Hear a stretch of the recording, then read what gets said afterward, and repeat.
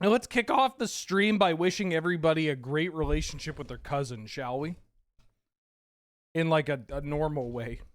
Just clearing any conversation we were having before I hit record. And I'm gonna do the Enchant Worldle. And the Spellify.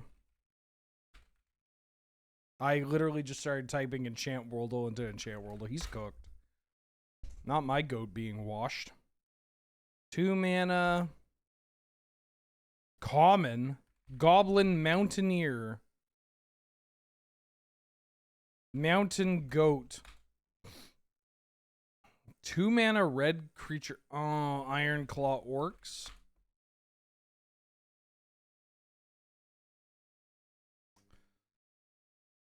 Oh, fuck. Hyperion Blacksmith? That's a 3 cost. Oh, it's from Antiquities. Atog? Alright. Easy peasy. Easy peasy. Lemon squeezy. Kyle's for the 58th month. Glad I'm just in time for a good cousin relationship. No, you gotta.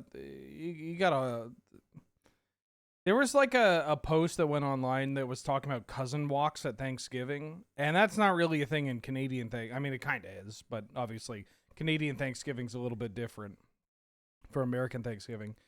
And just like, maybe it's people without cousins that interpreted this, but so many people were just like, "You're fucking your cousin," and it's like, what? No, it's literally just going out and smoking a joint. You kidding me? Anyways, when I say, you know, good relationship with your cousin, I mean, like, you know, you look at each other across the dinner table, you're like, what the fuck are they talking about? Okay, so we have an enchantment creature. Something of something. I assume this is archetype of... I don't actually remember what the archetype is for this. Archetype of... What the hell archetype were you? Archetype of... Imagination. Oh, he's good. Oh. Try hard mode. Create a blank creature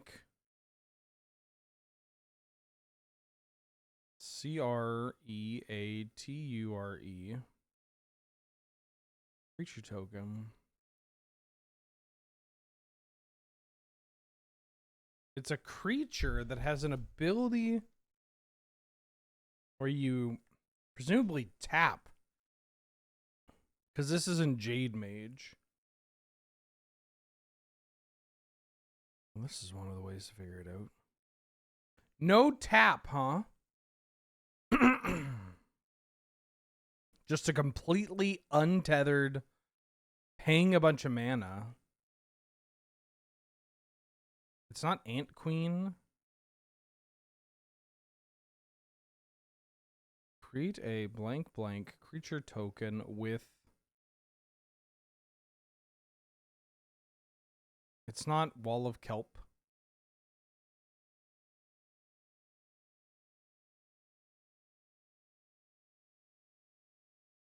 It's not an elemental. It's not a mirror. Flying.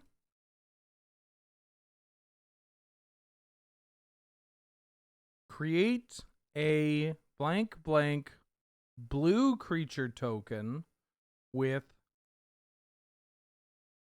presumably flying. And draw a card?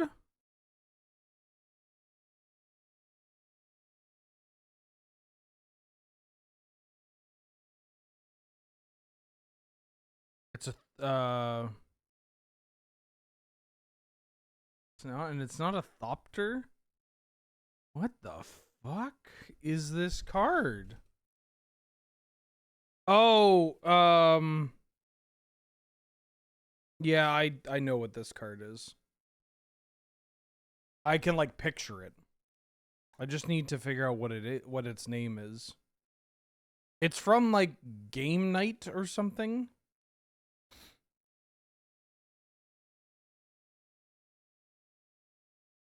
It's not a real like card.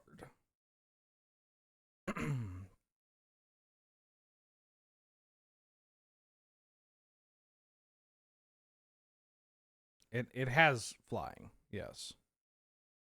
I can picture this card, but I can't tell you its name, which is unfortunate because that's how you play this game. It's Fairy Formation. Yeah, it's from the Throne of Eldraine Brawl deck. Yeah. Yeah. The Throne of Eldraine Brawl deck. You know what? I'm gonna take a swig of some of this secret formula that allows my throat to heal. One second. And not Diet Coke. It's a different thing.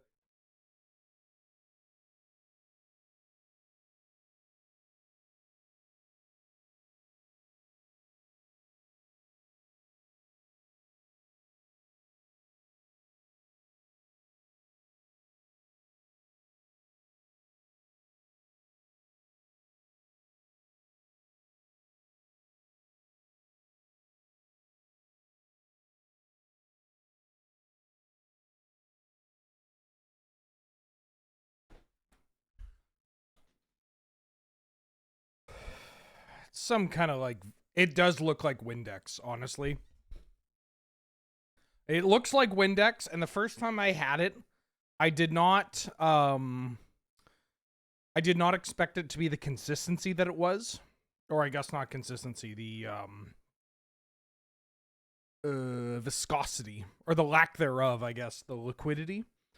Don't tell me that shit isn't skibbity. I took a sip of it and it just went down. It's a liquid. And it was so thin that I was like, is this right?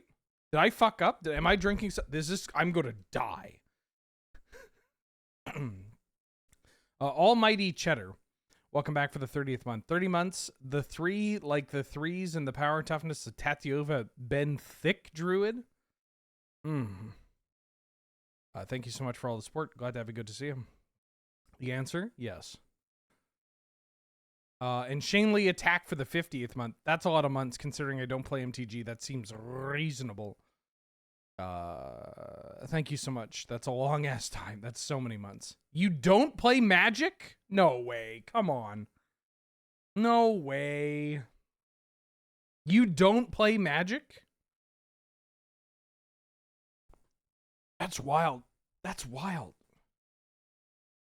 Do you play Souls games? You played maybe 4 games. One of my favorite interactions I've had during streaming is the people that followed me for Dark Souls and Elden Ring discovering that I play Magic and then being like, you play Magic? Whoa, that's so cool.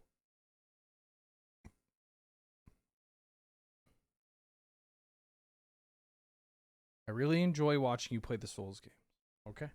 Look, people can follow for all different types of reasons. It's beautiful.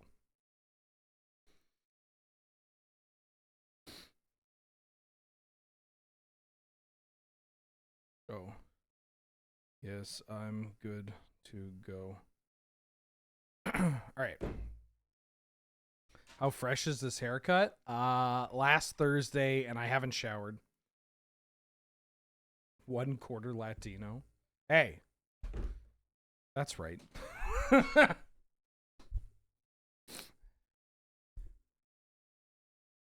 I enjoy watching you do stupid shit in Cube and explain cards for a format I'll never play.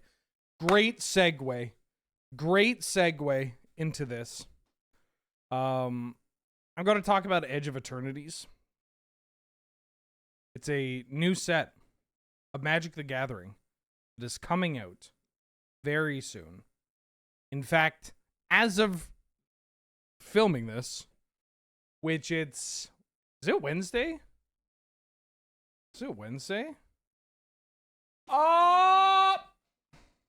All right, so it's Wednesday, my gender neutral dudes, and we have a PPR on next Monday. So in like 5 days we have a PPR. I don't even have my kit yet. Usually it's like, okay, the kits are here. You can build your deck, you can think about it, blah blah blah. I don't have it. I don't have it.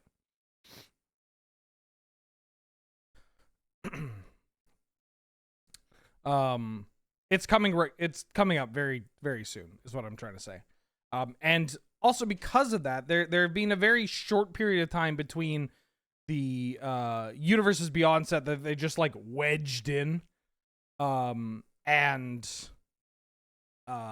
this set. So like Final Fantasy I may have come out like a month ago, less than. So because the PPR is on a Monday, because the sets are all kind of like clogged in,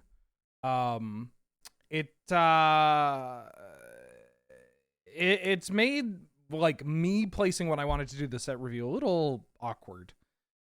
And so I'm deciding to do part 1 now. I initially had part 1 scheduled for like, I guess tomorrow. And then I would do the remainder on Friday, but I don't know.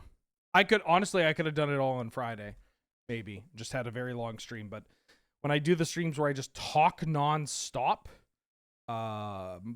it's hard on the voice. Why is it on a Monday? Secret. So yeah, I'm going to talk about these cards. I'm going to try to do as much as possible.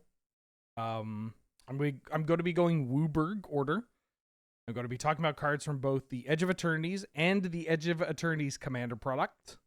I'm going to be talking about them through the lens primarily of Canadian Highlander, but also Cube, things that I think are cool, and, you know,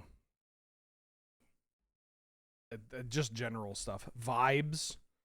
I can tell you up front, I'm doing a couple of new things. One, I'm going to actually use Scryfall here. Use Scryfall's card gallery. This lets me collect everything, at least with a pretty reasonable quality of image, which is nice. It has everything here. Lets me look at ideally both the cards. Yeah, we have the commander cards here and the normal cards here. And yeah, I hope the preview, I hope this is at least a reasonable setup. I kind of miss the old like card preview in the corner, but that ended up just eating up so much real estate. So who knows? Also, I put is first printing and Banishing Light won't go away. So I don't know. I guess we better boycott Scryfall, huh? Great. Vibes are indeed important when reviewing a set. Arguably the most important. And I'll explain my vibes. My take on these vibes. Breaking Beats Biscuits for the 9th month. Maybe this year some throwback Highlander Magic at FNPF. Enjoying your content. I would like to do old school Canlander. Angel and I have talked about doing that on one of our streams. But yes, that is something I would love to do. I think it would be a lot of fun. Thank you for the support. Glad to have you. Good to see you. And Discordian token for the 65th month. Jesus Christ. Thank you so much. That's a long ass time.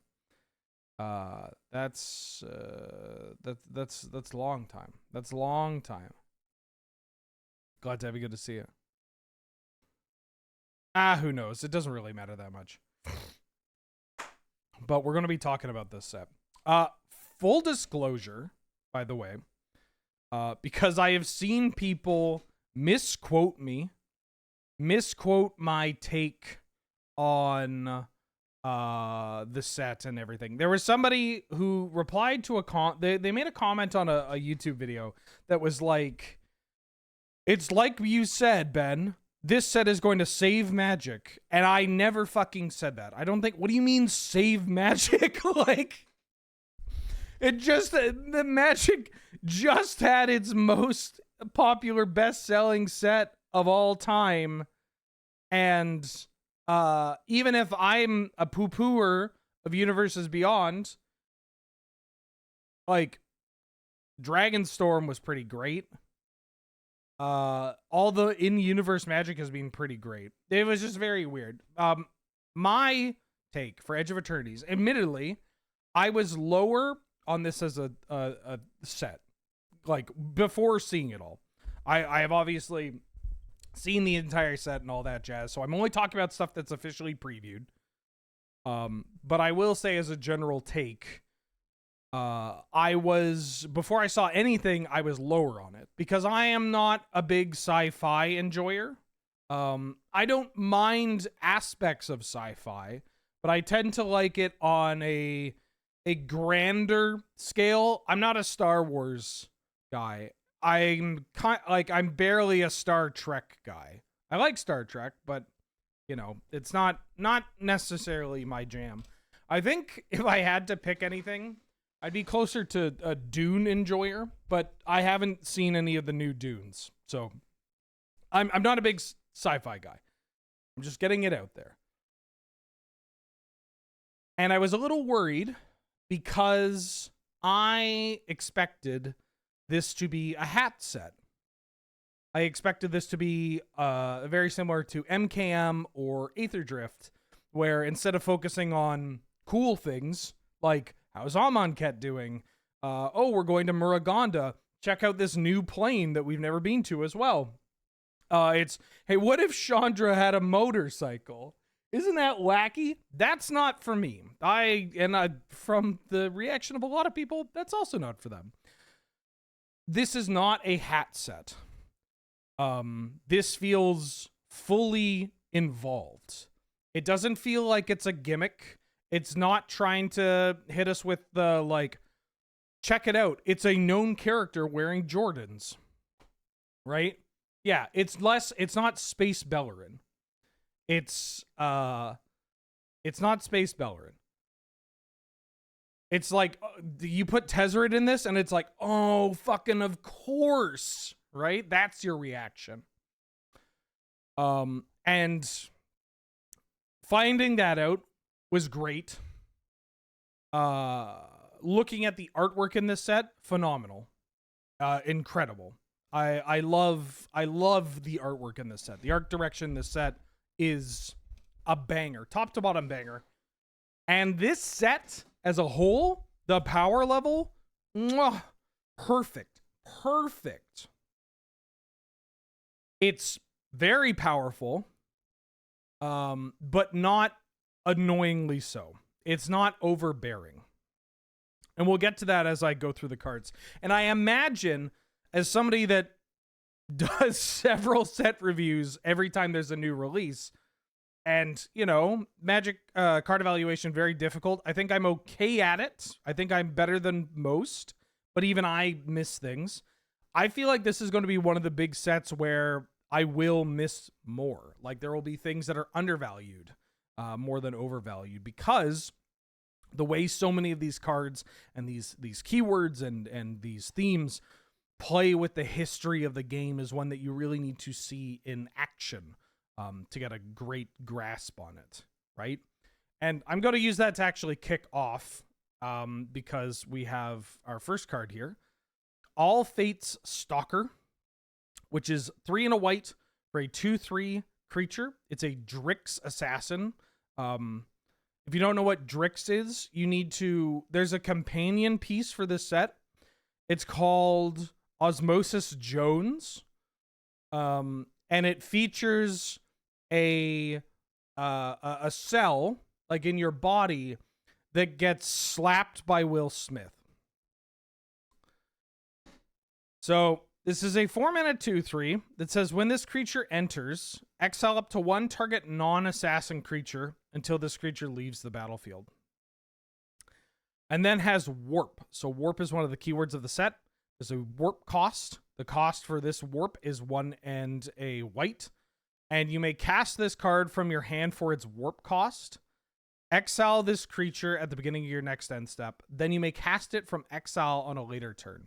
So, if this card's in my hand, I can pay the full retail here. Or I could pay the warp cost. It comes into play. Has any effect, like it's a game object in play, and then at the beginning of the next end step, it goes into exile. And then on a later turn, I can cast this card from exile. You can only warp from your hand. Warp does not give haste. I feel like I'm just reading the card, or rather reading the things not on the card, because people won't read the card. Yes, warp doesn't implicitly say you warp as a sorcery, but you are casting the card, and creatures can only be cast as sorcery speed, right? If you have a card that gives something flash, you could warp at instant speed, all this stuff. Warp is great. I think overall, warp as a mechanic, love it. It plays a lot like adventure without having to make an additional card, right? Without having to be like all Fates Stalker and then having a second card that's like Stalking of the Fates, which is 1 and a white, do exactly this.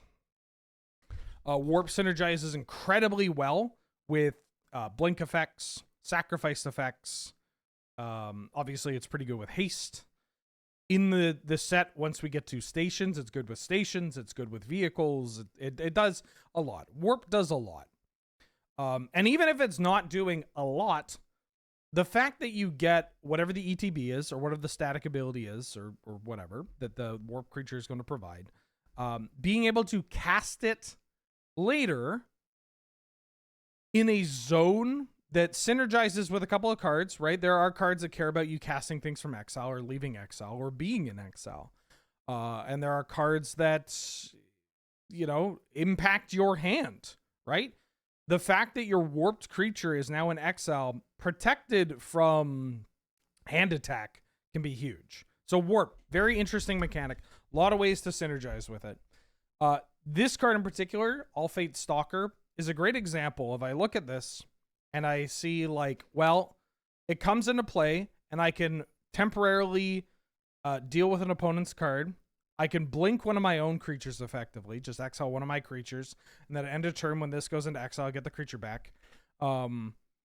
This card's good with other warp cards where you warp it, you exile another warp creature. This leaves play, the warp creature comes back into play, and you get, you know, the initial warp ETB. I think this card is a bit too expensive. You need to look at, this is another kind of cute thing about the warp cards, is that you kind of look at them as like, I'm going to say this and everybody's going to be like, every mechanic's kicker. You kind of look at it as kicker, right? It's like, you could just play it as a 2, but for kicker, you just get this to hang out forever. Or you can just put it as the 2 and then get it for the 4 later.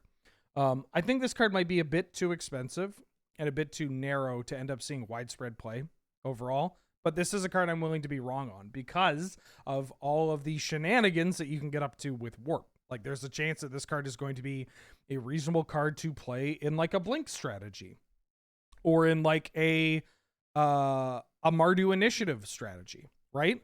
Like this card being able to reset your initiative creature, or get rid of one of their blockers so you can take back the initiative, and then at a later time reset the initiative. Pretty nice. There is a complexity creep that is rampant in Magic the Gathering, right? And that's not good for a variety of reasons. But for a card like this, I'm actually cool with it because it's so interesting and there's so many different ways to play this card. It makes it feel like, you know, Adventure feels like 2 cards. This card just feels like it's like 6 different cards, and that's great. Into this card, I do think it may have minor Canadian Highlander play, but I'm also willing to accept that it's a very expensive cost up here. So if it does, it's going to be niche. A Stelly Reclaimer, 3 white for a 5/4 flying angel warrior, with warp for 2 and a white. And when this creature enters, return target non-creature, non-land permanent with mana value X or less from your graveyard to play, where X is the amount of mana spent to cast this creature. So the fact that this can come into play at 3 and return something, most likely an artifact or a planeswalker. You know, the intention, I guess, with this thing being that it can return spaceships or whatever. Is kind of neat. And then it just goes away. Not being able to return lands, bit of a pisser. Kind of weird that it can't return lands, but that's neither here nor there. I think it's just ultimately too narrow of an effect and too expensive. I mean, you get to do it twice, which is nice, but it's just very expensive, even if you get to return 2 different things. Like returning an artifact to play is kind of cool. But again, this is like not particularly a card I want to play in an artifact deck. Obviously, artifact strategies typically just want as many artifacts as possible. And they'll take a couple of non-artifact cards, but I don't know if this is one of those cards that kind of pushes itself into that archetype. So I'm not too interested to play this card. I feel like there are a bit too many restrictions for how much it is. Yeah, great art though, and incredible artwork. I love the angels and the art direction of the angels in this set. Obviously, I'm an angels guy. All I want from life is to play a Baneslayer angel and hold Force of Will to protect it. But yeah. Beyond the Quiet. Oh, this artwork is killer. 3 white for a sorcery that exiles all creatures in spacecraft. It's a 5-mana Wrath that exiles. I think Wrath of Gods and Canadian Highlander are actually quite strong. I think we are due for a return to Wrath effects. Due for a return to the like a slower kind of control deck, right? Like between Terminus, Supreme Verdict being uncounterable, Split Up being a underappreciated card, the 3-mana Wrath that hits untapped or tapped creatures. Even something like Sunfall, which I guess is what I'm getting at, is that I would rather play Sunfall than this card. So doesn't really show up here. But this artwork is great. It's damn. Damn, it went hard. Yeah. I feel I'm not trying to be too irony poisoned here, but there is a fine line when it comes to this style of artwork where it is, if you toe too far over one side of the line, then you hit this weird kind of space of woman you went to high school with that tried to sell you Cutco knives, and all she does is retweet art like this on Facebook from pages that are like nature's beginning, the rebirth of humanity. And you're like, damn, you are going to be having acid flashbacks like in your 50s, and that's going to suck for you. But then I think, so what I'm saying is it's a very fine line. I think this manages to not dip into that territory. And it's just, yeah, it's just great. It's very pretty. It's very pretty.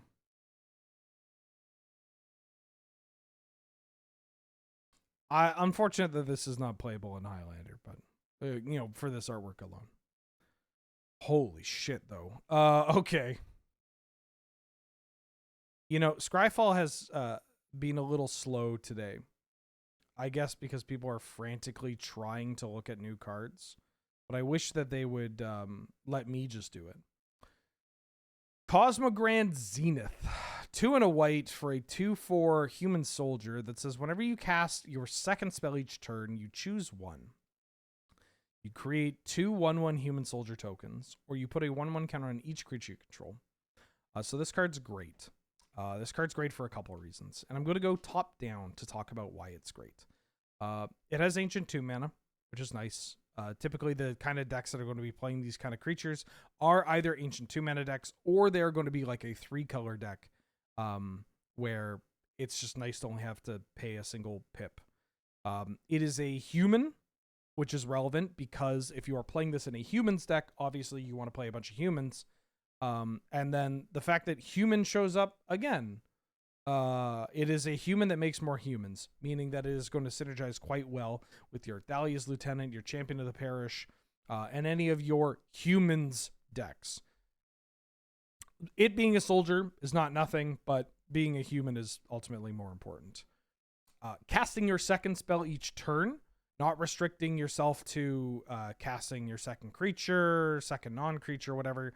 You just have to cast 2 spells in a turn, which is pretty easy. The 2 archetypes that I discussed, right? The Ancient Tomb white decks, pretty good at double spelling, either off of Moxen or Soul Rings, or the fact that they just have a bunch of 1-mana cards. They also have a bunch of tutors, right? They have tutors. They have cards that can make multiple cards. They do a bunch of different things in one turn. Their spells are cheap as well, right? Like, they're a deck that is built off the idea that basically every action they will take will be mana positive, right? Their Swords to Plowshares is going to hit a 3-drop. Their Thraben Charm is going to kill their 4-mana card, or will brick their 3-mana removal spell, that kind of thing. And so second spelling in that type of deck is quite easy to accomplish. And then if we're playing this in a 3-color deck with blue, or like with a wider mana base, then yeah, if we dip into blue, then we're playing cantrips. We have a way to double spell pretty easily, a la like Quarry Steelcutter. If we're playing with green, we have Mana Dorks. We have more 1-drops. We have cheaper things to do. We're playing it with black. Black has a lot of proactive free spells or cheap spells. So Duress into something else. Casting a Snuff Out into something. Grief into something. Or tutors. We're playing it with red. It's red. You're going to cast a bunch of cheap burn spells. You get what I'm saying. So accomplishing this is pretty easy in all the decks that would want to play this kind of card. And then the options for what you get. I already talked about making multiple humans is pretty good. For the human type deck. The fact that they can be created on your opponent's turn as well, it's pretty strong. And yeah, you could play this as your first spell, then play a Bauble, play a Gitaxian Probe, play anything, a Mind Collapse, a Snuff Out, Solitude, and you immediately get the 2 friendos.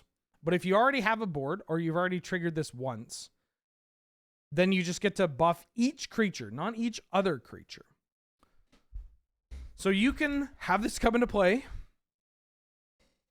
and then make 2 1/1s. And then the next turn, you end up having a 3/5 and 2 2/2s. That's incredible.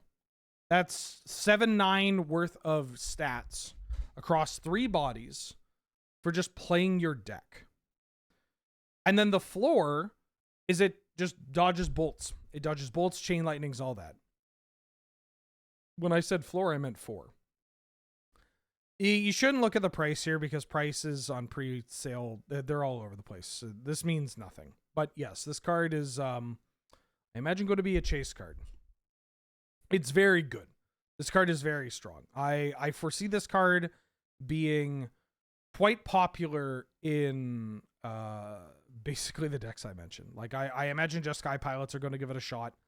But if it isn't good enough for Jeskai, that's okay. Boros, mono white, white black.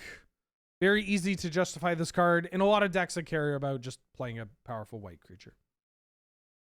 And arguably the most important part is that I believe Anna Steinbauer does indeed occasionally show up at MagicCons, which means if I get a German foil copy, I can get that bad boy signed.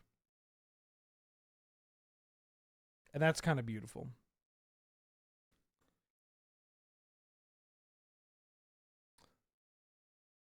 Dual Sun Technique. 1 and a white. Instant. Target creature you control gains double strike until end of turn. It has a 1/1 counter on a draw card. I can't imagine these cards being like, pump spells are in a weird spot. Anything above 1 mana, you always got to be a little careful when you review it, right? The 1 mana pump spells, they get a ton of juice behind them because they're only 1 mana. 2 mana pump spells, they're a bit more telegraphed, and especially because of a card like this, where it's just giving double strike, we already have a series of cards that accomplish this. It having a 1/1 counter on it, and drawing a card, like if this all works, this is great. This means that you can use this without it being the kill strike and still do something. But I think it being 2 mana and being an effect that we already have quite a bit, I'm a little low on this. It's Temur Battle Rage in white, sort of, but not at all. What about Kaya's something or other? Kaya's... Oh, of course, Scryfall is taking forever. There's a Kaya's card that is... I think it might even be Kaya's Dual Strike. Kaya's Onslaught, yes. Also, somebody's asking for decks that want this, and that being the Cosmogrand. Do you see decks wanting both it and Monastery Mentor, or just one or the other? Monastery Mentor is a very vulnerable card. It's explosive, and if you play it in a Jeskai Shell and you're able to protect it, fuck off. If you're able to protect it, then great. Yeah, this one. This card has seen some success in very aggressive versions of White Weenie. So if you really want this kind of card, it exists here at 1 mana. Because you're really just in for the double strike. And you foretell a card, nobody's going to know what you're up to. The first time you do it, yeah. I imagine the Cosmogrand will be a little more widespread than Mentor, but also we have seen a blue-white tempo deck pop up. There's a couple of results on the Canlander database. And I imagine that deck would want both.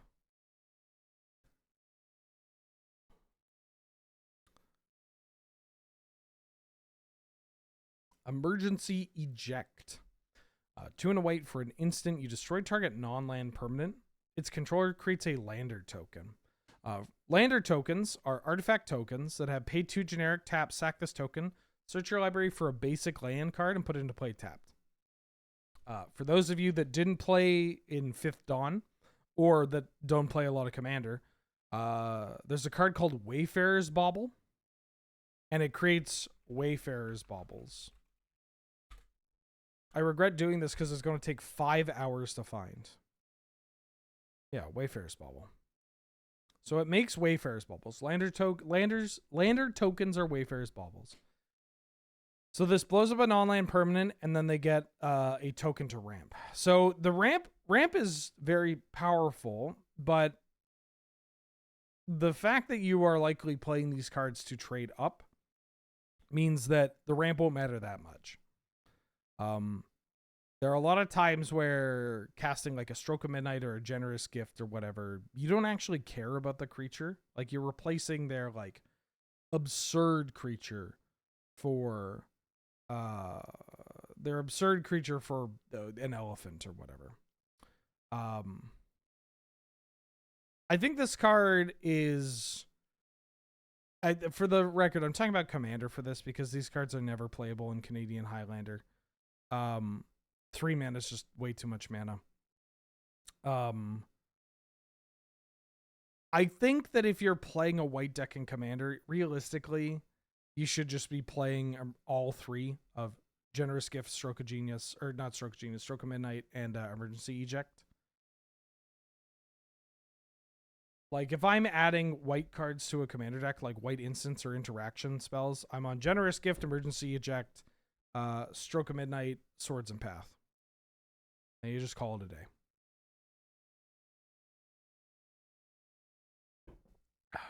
I mean, I like Generous Gift better because it can blow up lands. And making a 3/3 rarely matters that much. And just like the games where you can actually kill a Gaia's Cradle or a Sarah Sanctum or a Field of the Dead or whatever. Pretty important. Rourke back for the 34th month. So excited to create Brad Lander tokens that I get to sack to my Zoran Orb. These names sound a little familiar, but Huh? Huh?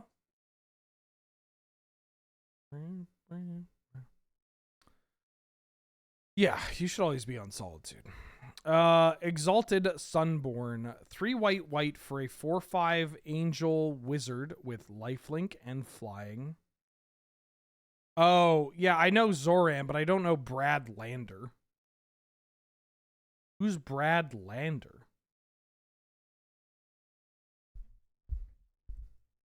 Yeah, this doesn't have Exalted. Or, I mean, it is an Exalted Angel of sorts.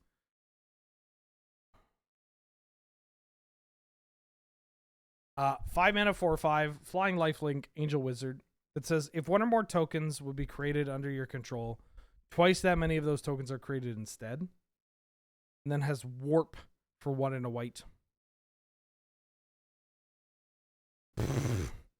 So this card's worth $1 million, right?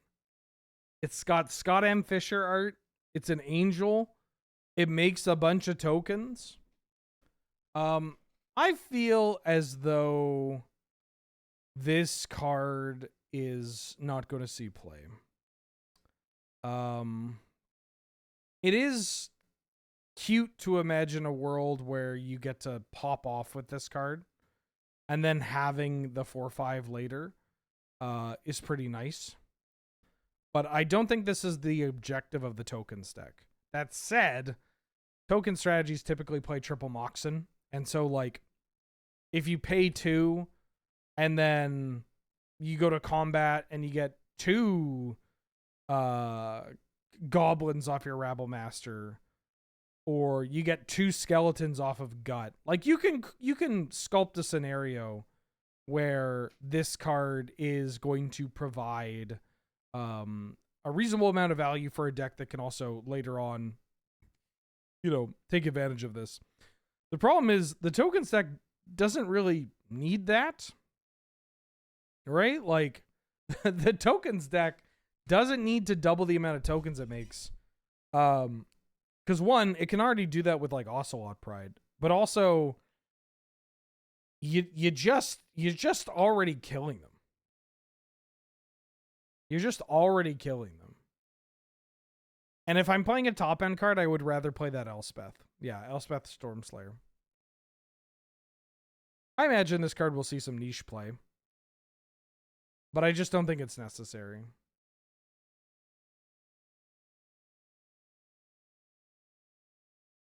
I don't care about this card. Oh, I care about this card.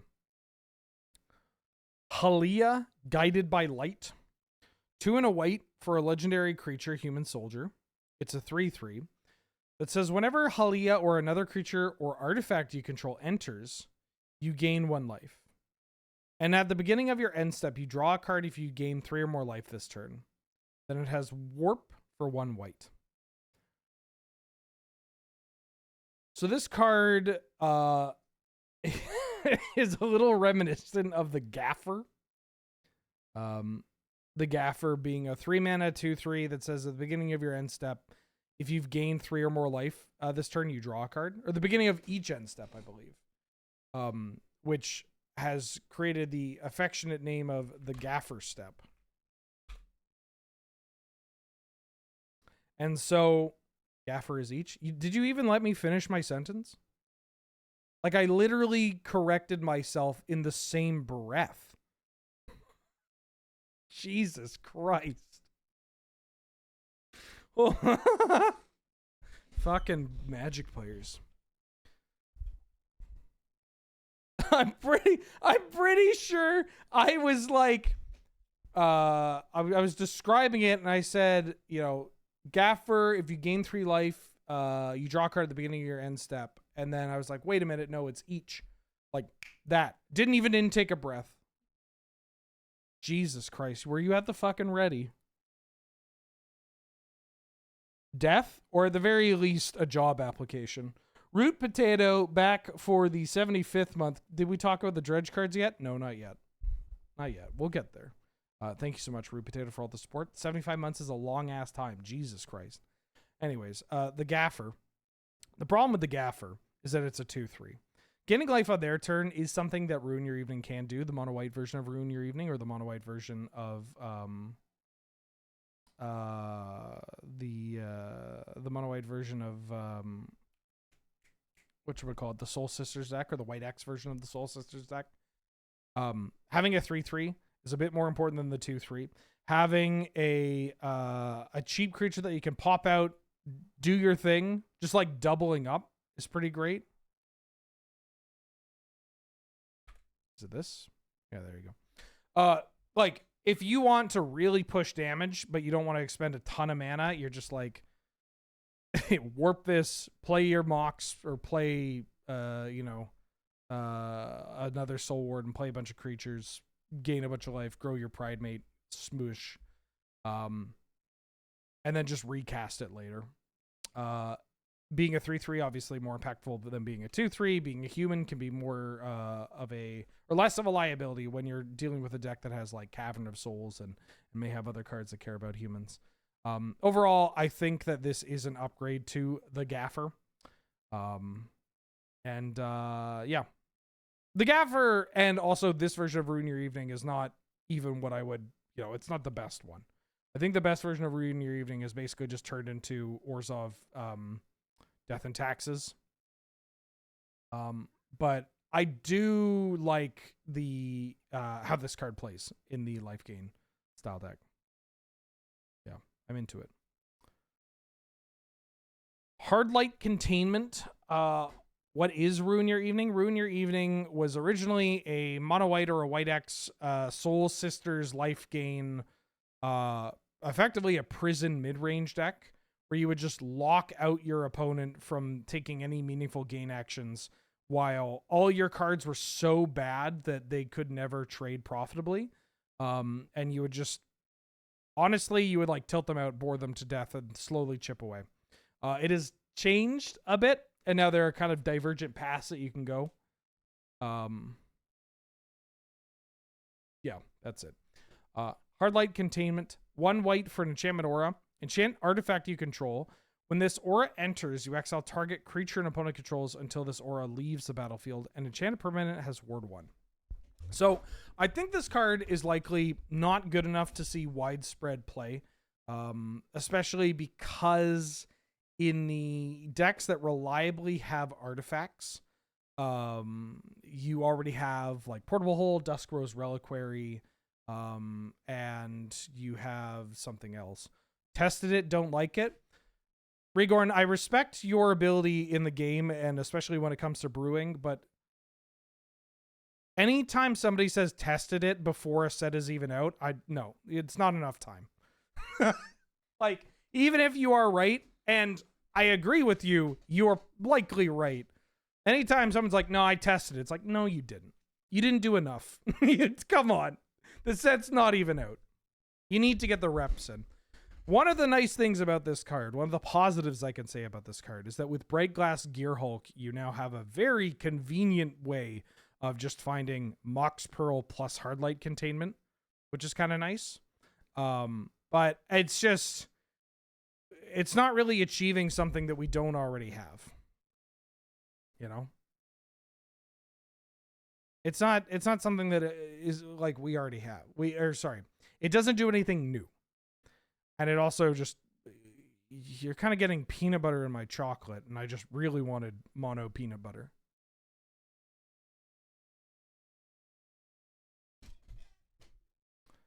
Honor. 1 white, sorcery. Put a 1/1 counter on target creature, draw a card. This card is kind of fucked up. Like, not in the sense that it is overpowered or anything. It's just kind of wild, you know? Just grow your thing, replace itself, cheap spell. There are probably white X decks that care about, you know, this type of effect.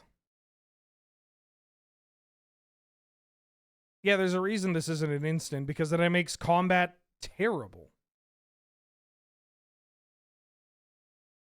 If you're a deck that cares about casting cheap spells that draw cards, cheap spells that play it, you don't need to apologize. You don't need to apologize. I'm allowing this because, you know, context is important. But yeah, you don't worry about it. It's just, it is a pet peeve of mine that I see constantly where people are like, tested it, didn't work, or it was bad. And it's like, well, it's not even out yet. And also, I need multiple people need to take a crack at a card before you get a proper evaluation of it, is my understanding.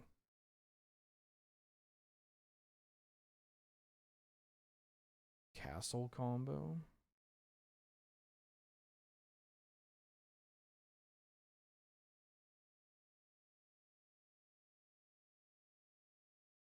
Am I doing this? What time is it? It's 1?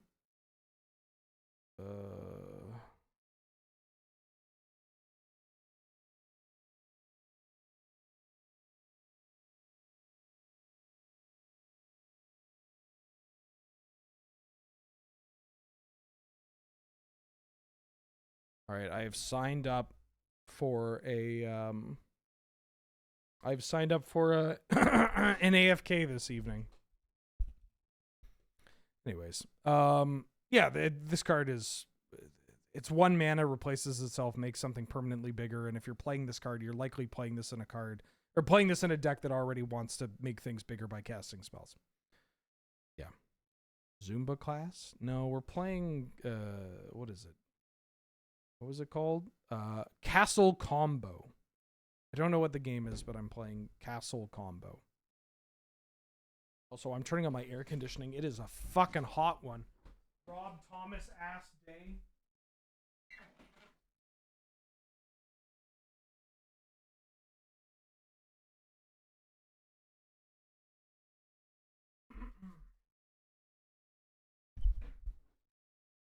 Anywho. Now this means I have to shower. I was really hoping to not shower today. A pig and slop.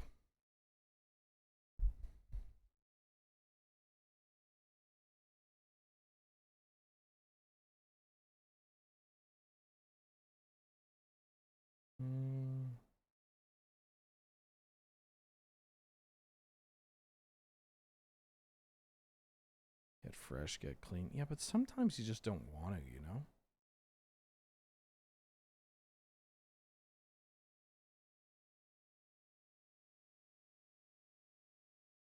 Wait, no, I want to play this one. Okay.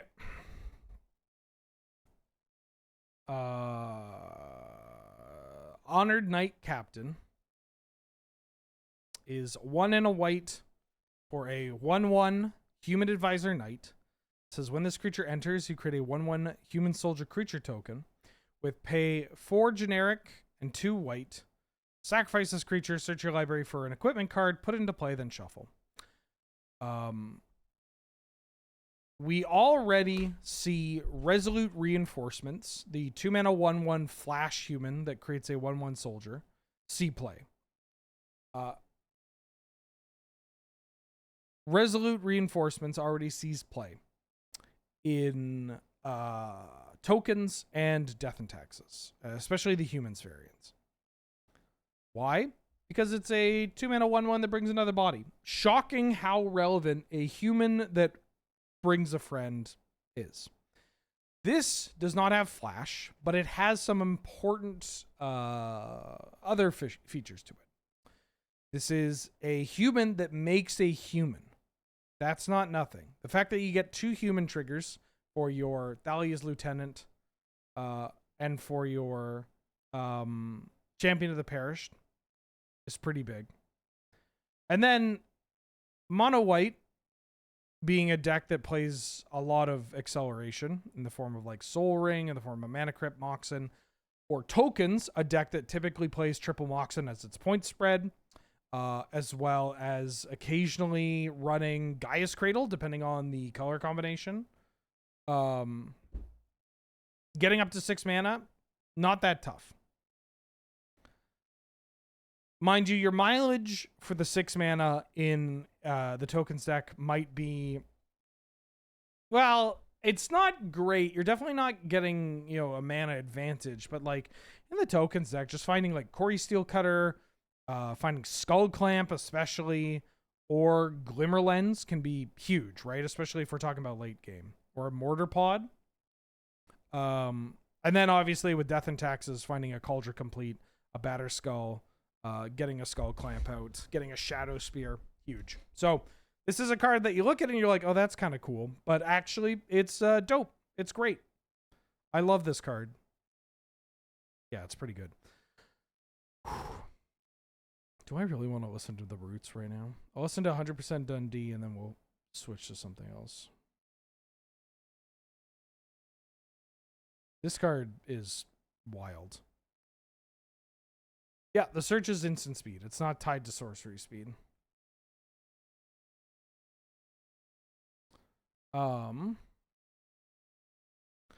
This is a this is Lightstall Inquisitor. 1 white for a 2/1 Angel Wizard with Vigilance. And when this creature enters, each opponent exiles a card from their hand and may play that card for as long as it remains exiled. Each spell cast this way costs 1 generic more to cast, and each land played this way enters tapped. So the floor is that we have a 1 mana, 2 power creature with Vigilance that also just so happens to have a creature type, in this case Wizard, that plays relatively well into one of the best cards of your deck, Seasoned Dungeoneer. The fact that this provides you with a type for the party that you can then target with the Seasoned Dungeoneer, little upgrade, just a nice little line of text there. And then you just have this taxation effect that is just real fucking annoying. Just making anything cost 1 more, just kind of annoying. Making their lands come into play tapped, also very annoying.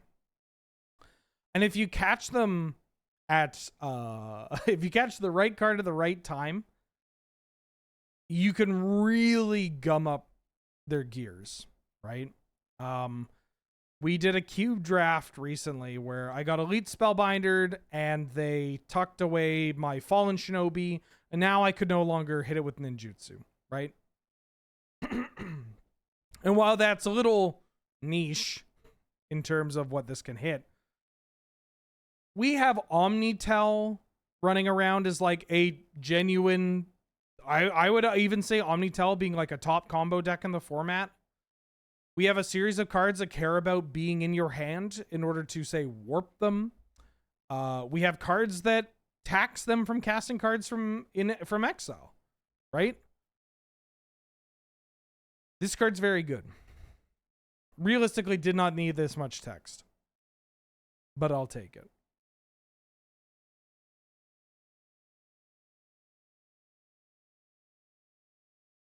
I believe we're at our first spacecraft.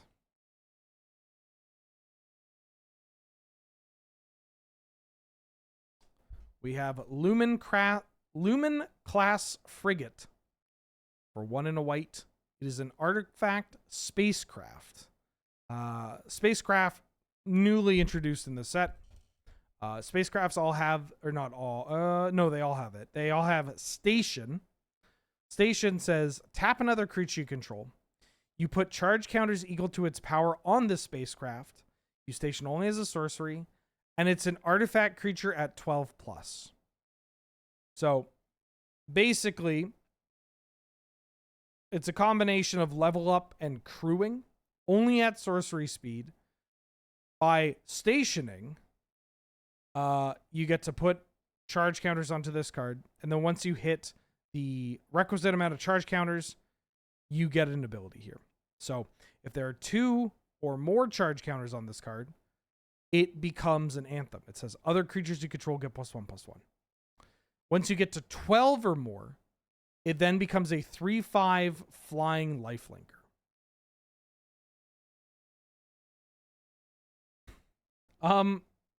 Generally speaking, I find the spacecraft that become creatures, and I could say spacecraft as a whole, to be pretty underwhelming. They require, obviously, you have to put 12 power into this card in order to make it a flying lifelinker.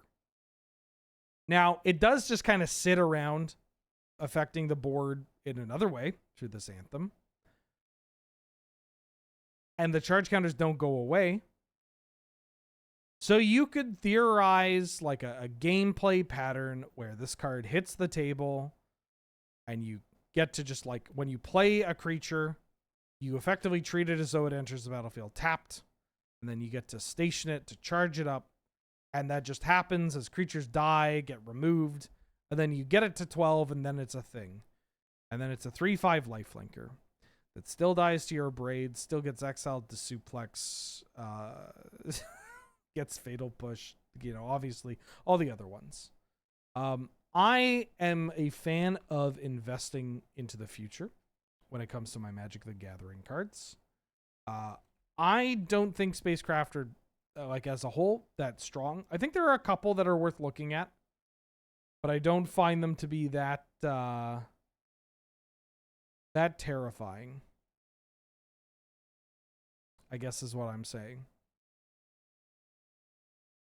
Because that's just so much investment. Even if you try to get these charge counters in a way that doesn't actually cost you damage. It costs you life points in a lot of times and board presence and whatnot. I imagine you are playing this card if you have access to white, care about it being an artifact on the table, and then just immediately crew it with like a Frogmite or station it with a Frogmite, and then you have this active. Out of all the Spacecraft, this is one of the ones where it's cheap enough and the cost is low enough that, like, yeah, maybe this is okay.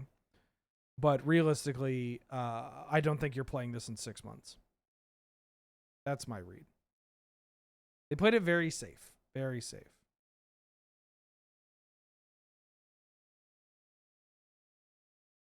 I guess I'll talk about at least all the rares, even cards from the Commander product. So this is from the Commander product. This is Patrolling Peacemaker.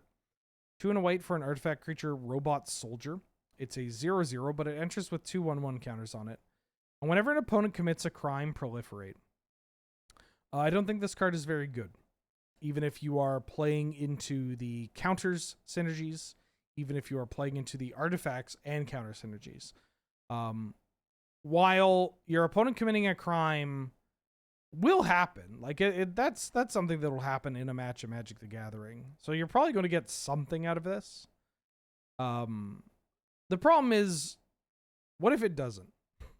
If it doesn't, you're paying 3 mana for a 2/2. Like, what are we fucking talking about?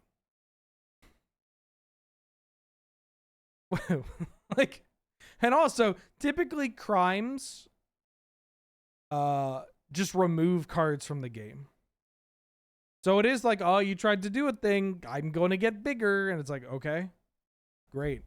You're 3 mana, 3/3. In a deck, mind you, because typically, where are you playing this, right? A deck that cares about artifacts or a deck that cares about counters? Counters decks, they have literal 2 mana, like 6/6s. Like, that's the whole point of that deck, is you play a 2 mana creature that starts as a 2/2 and you blink and then it's a 6/6. Or the artifacts deck, where 3 mana, if I'm paying 3 mana, it better, fucking do my laundry and make lunch for me as well. Like, what are we talking about here? You can pay 0 mana, get a 4/4. You can pay 1 mana or 2 mana to get a 2/2 flyer that draws 2 cards. Why am I paying hard 3 mana to get this? That might not even synergize with half the cards I play. So, sorry, Patrolling Peacekeeper. Very cool design. Very cool top to bottom design. But Pinnacle Starcage. 1 white for an artifact. When this artifact enters, you exile all artifacts and creatures with mana value 2 or less until this artifact leaves the battlefield. Then you can pay 6 white. You put each card exiled with this artifact into its owner's graveyard, and create a 2/2 colorless robot artifact token for each card put into a graveyard this way. Sacrifice this artifact. Cool card for like standard or Pioneer, I guess. I still think that you are likely playing the temporary lockdown. I guess temporary lockdown is going to rotate, so you have this. The fact that it hits your own artifacts makes it so that I have no interest playing this in Canadian Highlander.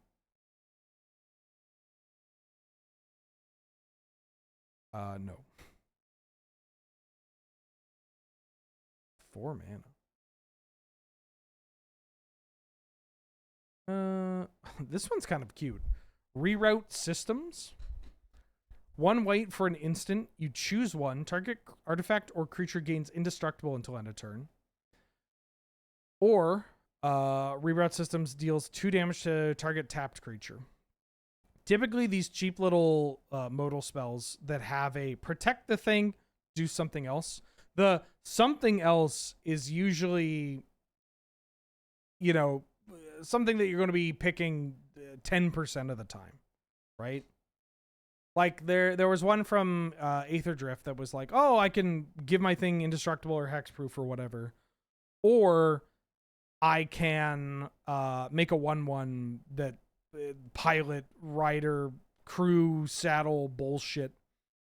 And it's like, well, technically I can get around an edict, but the most popular edict in the format is just like a card that lets you say non-token with Shieldred's Edict. This card, however, this card whips. Like 2 damage to a tapped creature is not nothing. Especially at 1 mana, essential for keeping you alive against aggressive decks, but also lets you muck mana dorks. Or utility creatures, right? Like being able to kill a Ragavan, a Guide of Souls, Ragavan, Guide of Souls, an Ocelot Pride, get rid of a Birds of Paradise, a Llanowar Elf, Inti as well. All these like very aggressive must deal with creatures. And then also having the flexibility of being like, actually, I kind of want to keep this creature around. Actually, I don't want you blowing up my portable hole. Actually, you probably shouldn't kill my creature. I think this card will see some genuine play. I've always been a bit of a fan of the 1 mana deal with an attacking creature. Like Elspeth's Smite, I think was a genuinely good card to play in blue-white control. And people playing with Razorgrass Ambush, the modal double face card, and even a Gonjo has kind of shown that, like, yeah, we actually want this kind of effect, but I don't know if I want to play a full card for this effect. And while this doesn't hit the damage thresholds of Razorgrass Ambush or a Gonjo, hitting tapped creatures and also just having the protective aspect of it is great. So I imagine this card will see some genuine play in Canadian Highlander.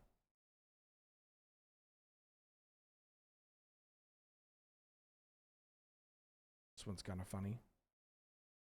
Scout for Survivors. 2 and a white for a sorcery. Return up to 3 target creature cards with total mana value 3 or less from your graveyard to play. Put a 1/1 counter on each of them. So I'm going to let you in on a little behind the scenes. We are putting together the set review for this, for Edge of Eternities. I'm the one for North 100 that creates the document. And then Serge and Nelson go through and they're like, oh, I kind of want to talk about this card.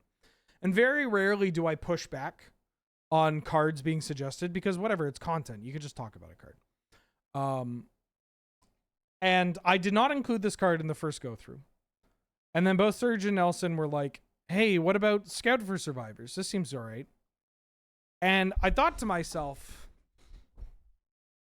where are you playing this? Why are you playing this? Are you realistically going to play this? And they both went into the tank. And they were not confident enough to say that any of those would, they said like ruin your evening. It's like, no, you're not playing this in ruin your evening. You're not playing this in mono white. You're not playing this in death and taxes. You're not playing this in any kind of like cheap creature combo. There are just better options. It being 3 mana is just too much. You're not playing this magic card. And that's it's a reasonable effect, right? Isn't this good enough for ruin your evening? No. We have cards very similar to this, if not exactly this. I mean, not exactly this, but they don't come with the counter. They come with something else. The counter doesn't really matter that much for a deck like Ruin Your Evening. And we don't play them. They just don't see play. It's just realistically the landscape of Canadian Highlander is one that is quite hostile to 3-mana sorceries that do not win the game or set you up to win the game or remove like everything, right? It's just doesn't happen. Doesn't happen.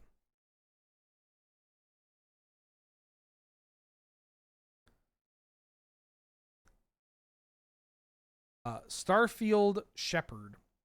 3 white for a 3/2.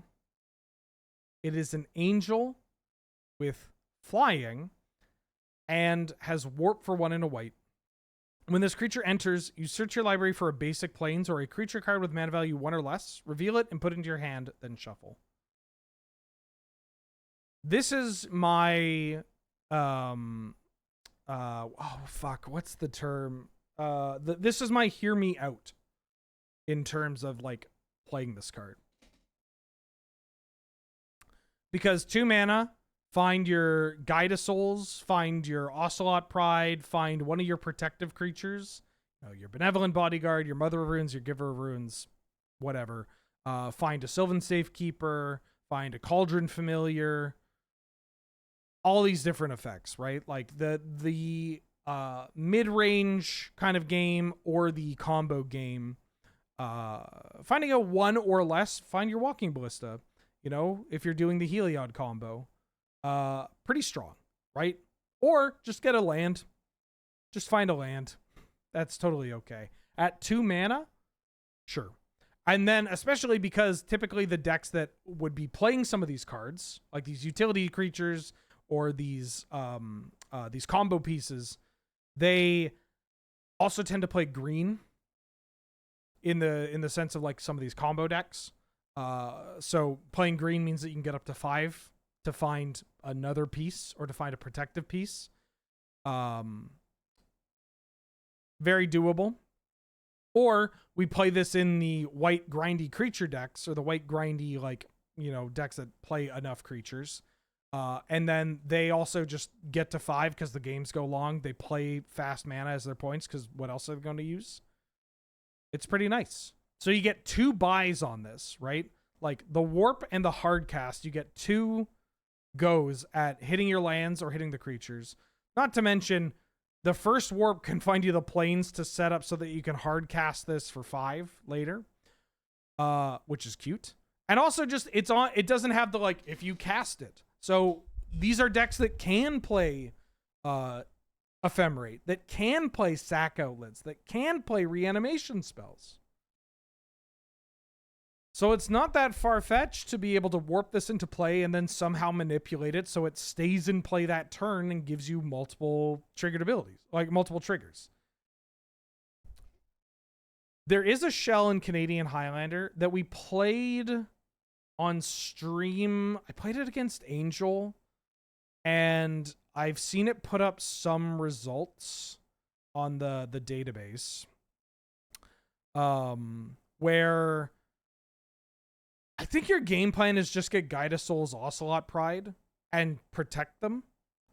And you just win every mid-range matchup. Or you beat out the control matchup. Like, if your game plan is just like Ranger of Eos, like green-white Ranger of Eos, Bright Glass Gear Hulk, Ranger Captain, this card, and you're just getting Guide of Souls, Ocelot Pride, and acknowledging that this is just such a lock. Or if you already have one of them, then you find a protective spell to, ensure that you can keep this in play. Or yeah, somebody's mentioning in chat finding Nurturing Pixie, which lets you set it up and then do it again. Woo! That's an archetype I would like to focus on more. That's one of the ones where I'm like, yeah, I think this deck has legitimate tournament legs in the right room. And this card would slide into there. People are talking about versus Ranger Captain of Eos. I think that if you are playing this card, you are playing in a deck with Ranger Captain of Eos already. This is not a card that replaces Ranger Captain. Ranger Captain is absurd. But it's something you play in addition if you're looking to really push the limits on, well, Guide of Souls, Ocelot, Pride.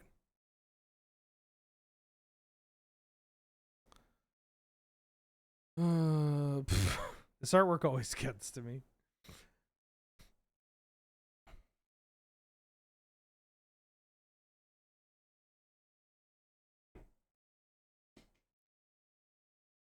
Yeah, big head mode.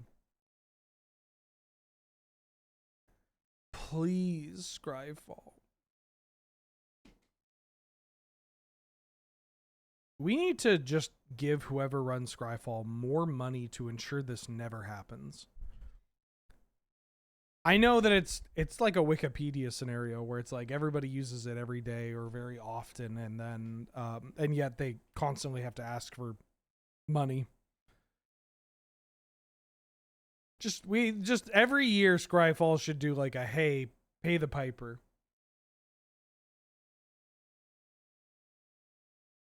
Because, I mean, come on. It's Scryfall.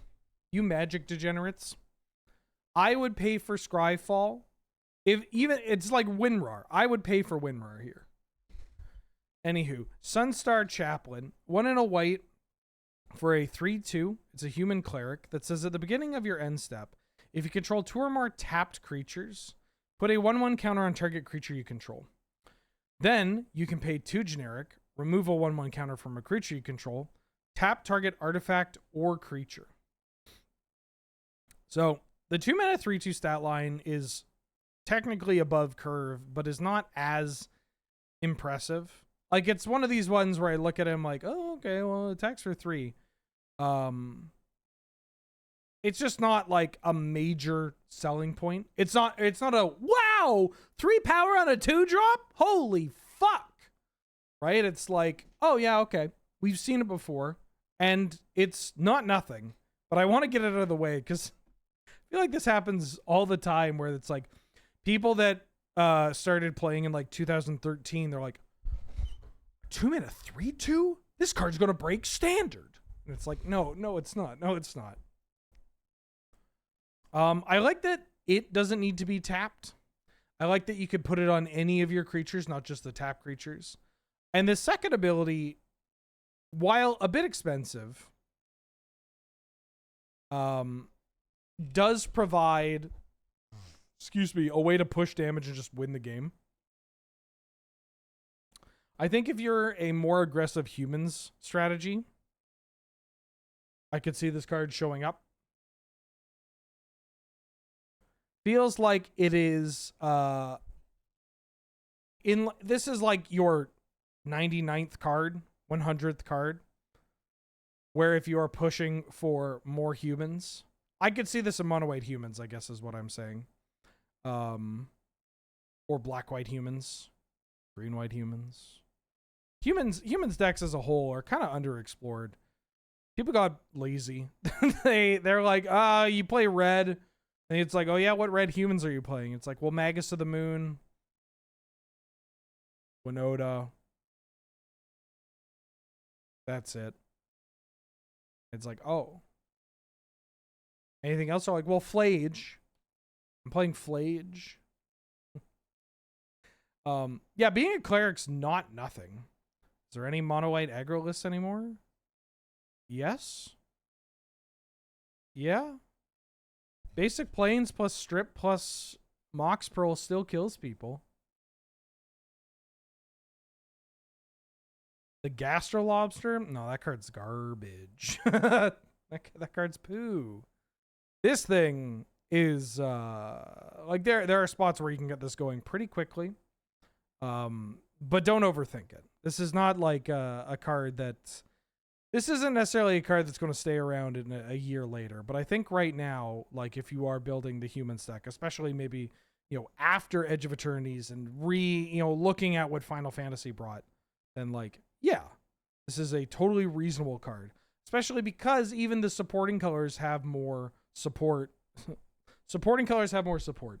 even the supporting colors have more 1/1 counters being used, right? Like if we go back to red and we talk about like Gao, you know, Gao being a card that you can get additional counters on. It's not bad. Obviously, this synergizes with the Cosmogrand too. Cosmogrand putting counters on all your things. Yeah, humans, pretty nice.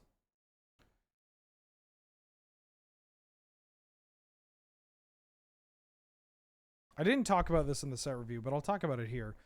Sunstar Expansionist, 1 and a white for a 2/3 human knight. When this creature enters, if an opponent controls more lands than you, you make a lander token. It has landfall +1/+0. I don't think this card's good enough for the landfall deck. I think the cards that see play in the landfall aggro deck, for starters, I think that deck is primarily Gruul. And then you're just playing white for, well, the busted cards, your step links, and also answers to, you know, big dorks, like cards to deal with Murktide and Oculus and Barrelgoyf and whatnot. Not buffing toughness is a bit of a pisser. And I don't really care about the lander tokens. They're not great. They're great if you're giving your opponent them in exchange for doing something, but check out the Space Rat.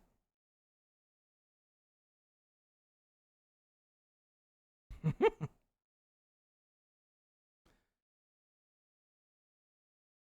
right, I'm going to change the gay rat to the space rat, but this doesn't stop the rat from being gay. Space is very gay in the first place. Thank you, Silent Soul. This is great. The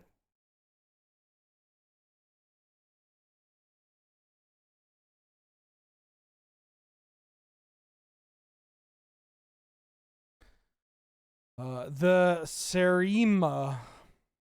1 white for a legendary artifact spacecraft. When the Serima enters, search your library for a legendary creature, reveal it, put into your hand, and then shuffle. And it has station. And at 7+, it becomes a 5/5 flyer. It says other tapped legendary creatures you control have indestructible. Tutoring for a legendary creature is kind of cool. I don't know if I want to pay 3 mana to get an artifact that doesn't do anything to do it. And crewing it just stationing it feels a little tough. Yeah. I'm not into this card. It's just maybe if we get like a second legendary creature that really combo kills with artifacts. You know, like Urza can combo kill. You can do Urza combos. And so this being an artifact in an artifact deck that wants to find Urza is kind of neat. Double white is a bit of a shame, but, you know, whatever. But Urza's not always the card that combo kills. Urza's just very funny because it just kind of, it's like, oh, oops, I comboed. Instead of just being like, oh, I'm going to add 1,000,000 mana and maybe kill you with a Construct.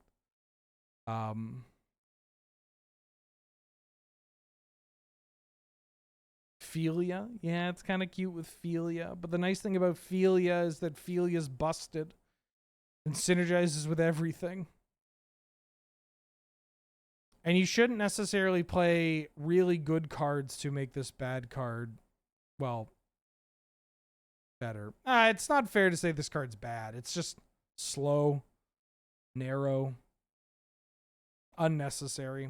Not really something that you want to, you know, not really something that you want when you're describing cards that you're going to add to your deck.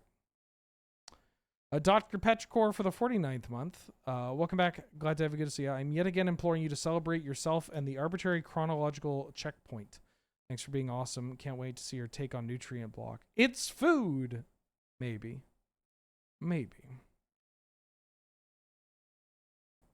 Thank you so much for all the support. Glad to have you. Good to see you. How you doing? How you been? Thank you, Dr. Petrichor. That's very kind of you. Alder! Null is back. Which one is this one? Nope. Ooh, this one might get me in trouble. Hi. Hi, Bubba. Consult the star charts. 1 in a blue for an instant, with kicker for 1 in a blue. You'll have to excuse me, I had to burp. You look at the top X cards of your library, where X is the number of lands you control, and you put 1 of those cards into your hand. If this spell was kicked, you put 2 of those cards into your hand instead, and put the rest on the bottom of your library in a random order. This is another card that got brought up. We did talk about this on the set review, which I think the first episode might come out on Friday. Yes, I'm giving you a scritch. I think this card is narrow in application. I'm not excited to play this card in just like a strict control deck, because oftentimes it's just anticipate or impulse. And then sometimes it's memory deluge. I think you really, if you are playing this card, you need to play it in a deck that will really ramp up the lands, right? Like my example for this card was, if I wanted to play Impulse, I would play Impulse. If I wanted to play Pillage the Bog, I'd play Pillage the Bog. So where am I going to play this? It's like, well, I'm playing this in a deck where I kind of want to play Impulse, but I also really want to play Pillage the Bog, but would benefit from this being mono blue and certainly the kicker. And so I think I'm going to try this in Scapeshift. I've come around on it a bit more. I mean, I'm already playing Stock Up. I think Scapeshift, I want to take a look at Scapeshift again, kind of rework Scapeshift a bit. But this, I think this card is okie dokie in Scapeshift, because obviously that's a deck that gets up to like 5 lands, 6 lands pretty easily. And is a deck that already plays an Impulse variant in the form of Planar Genesis. So I think there's a Temur ramp deck that plays Wilderness Reclamation. Would this be good there? Why are we playing red? I think if you're playing Wilderness Reclamation, you're probably playing white. Or you're playing black. I would say white, because then you get to play Swords to Plowshares. And playing Swords to Plowshares and Teferi 3 and Path to Exile can honestly just like clean up any deck. You know? Hi. So yeah, I think this is not as damn, this card's the best Impulse ever, which may or may not have been uttered by one of my co-hosts before I told them, no, stop. That is not the take that I have. But I think this card could be okay with Scapeshift. Or admittedly within the like Curb Your Enthusiasm deck, which also plays very similar to the Scapeshift deck at times.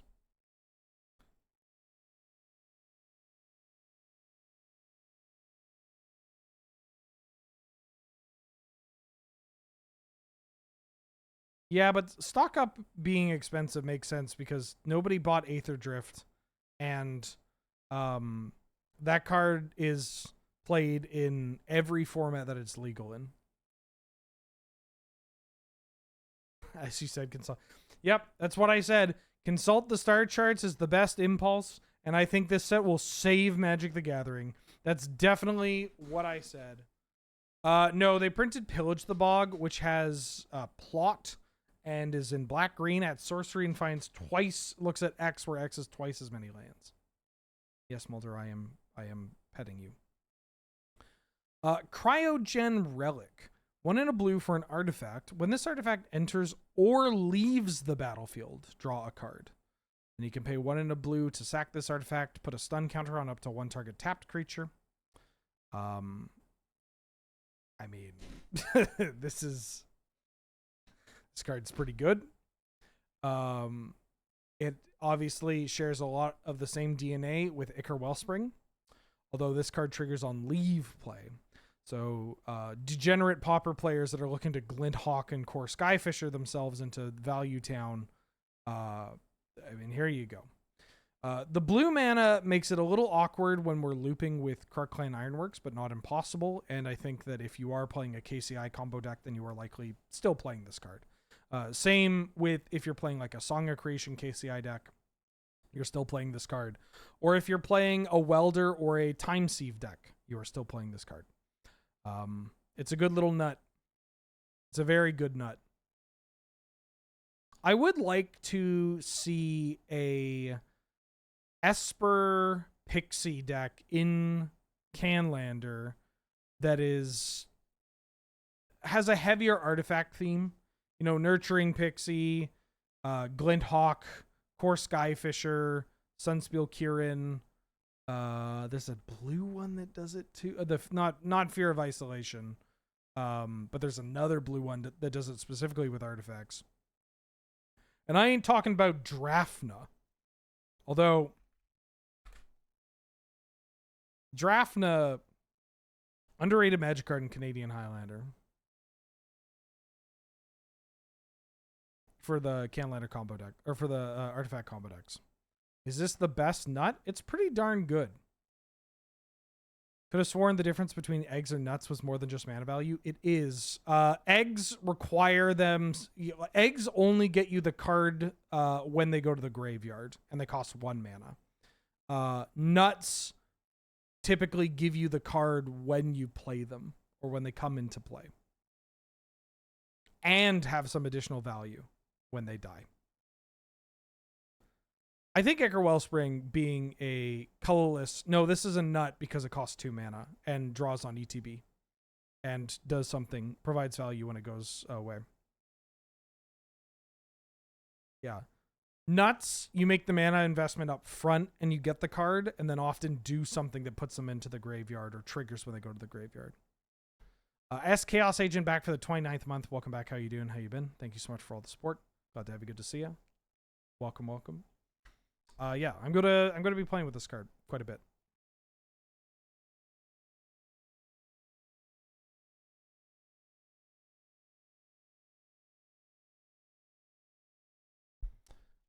Desculpting Blast. 1 in a blue for an instant. Return target non-land permanent to its owner's hand. If it was attacking, create a 1/1 colorless drone artifact creature token with flying, and this token can block only creatures with flying. This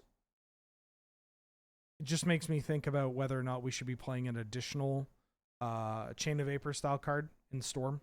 We already have Chain of Vapor and Into the Flood Maw. And what separates this from Boomerang, despite the fact that this can't bounce lands, is the colorless mana.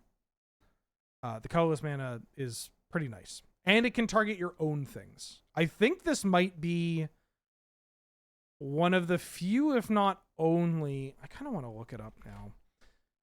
I think this card, like, ends up kind of meeting, like, the intersection of all the restrictions or lack thereof. Return target. 1 minute. Return target. Let's just go return target. Like, the fact that it only costs 1 blue, can return any non-land, including your own non-land. I think it's the only...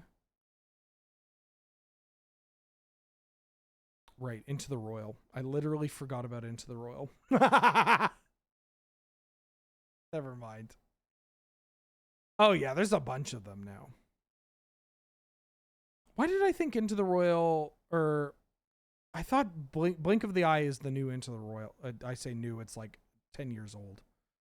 Yeah, you could Echoing Truth too. Okay, never mind. Ignore me. I thought this card had a very odd, like, intersection of abilities. I guess what I'm saying is I'm looking for another Chain of Vapor, another Into the Flood Maw style card, and I'm getting desperate.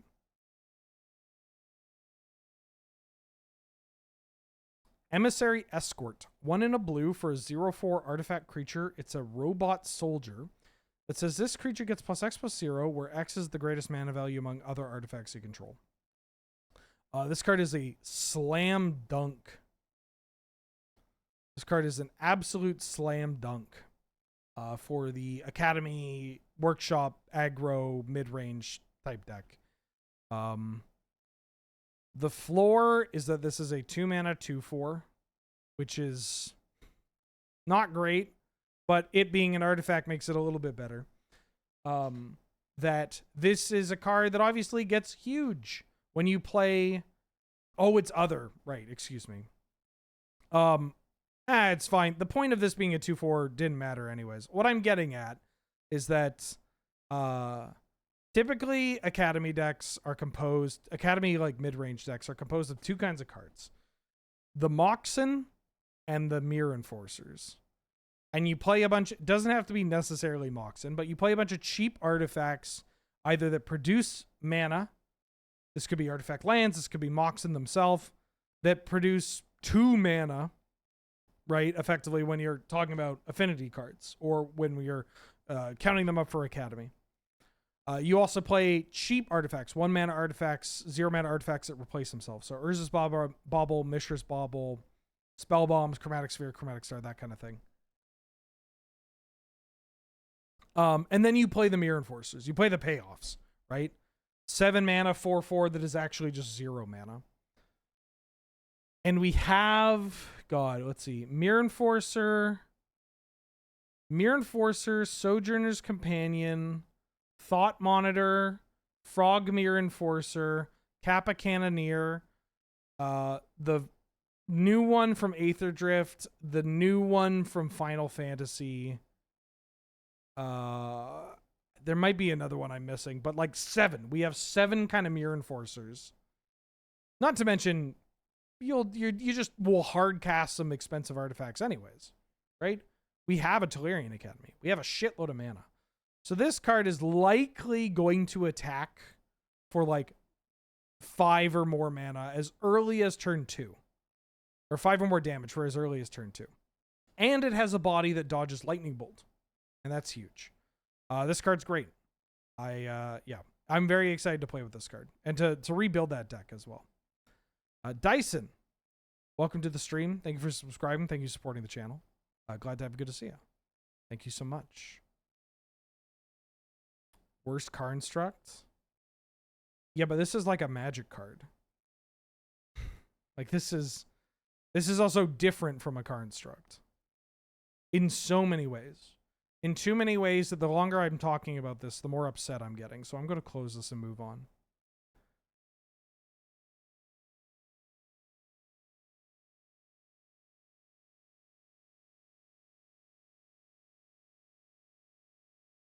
Oh my God, it's like the One Ring. Oh! Banana redemptions to change the Rathu cosplay.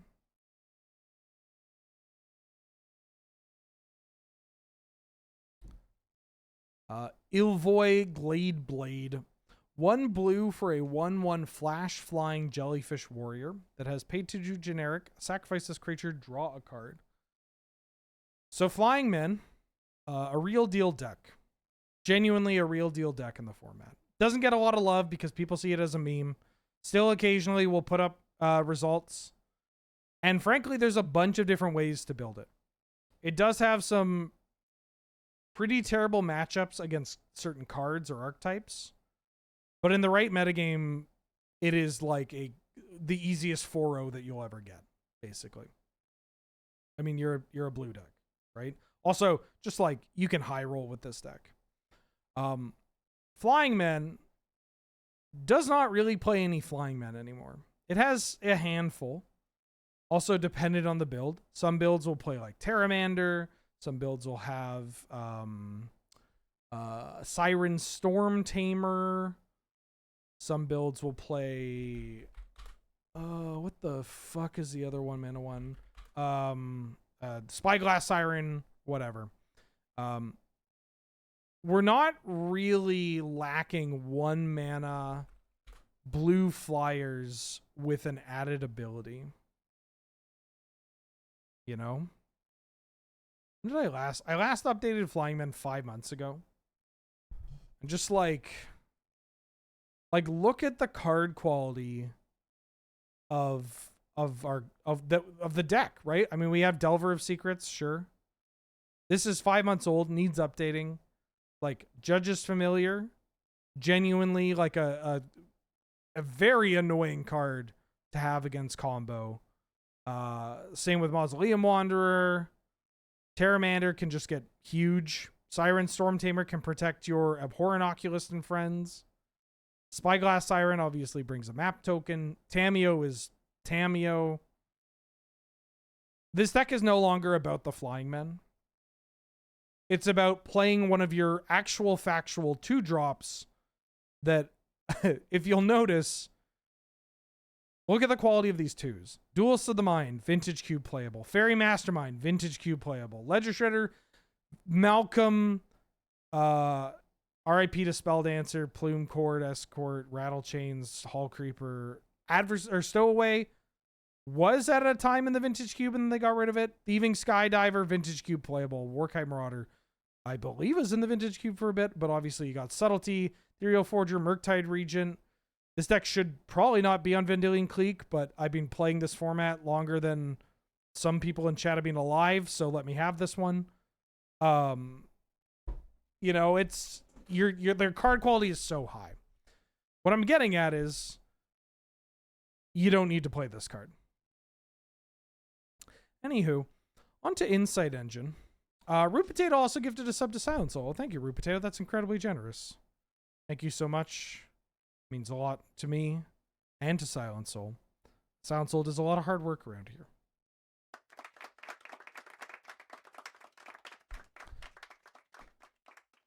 Insight Engine, 2 and a blue for an artifact that has pay 2 generic, tap, put a charge counter on this artifact, and draw a card for each charge counter on it.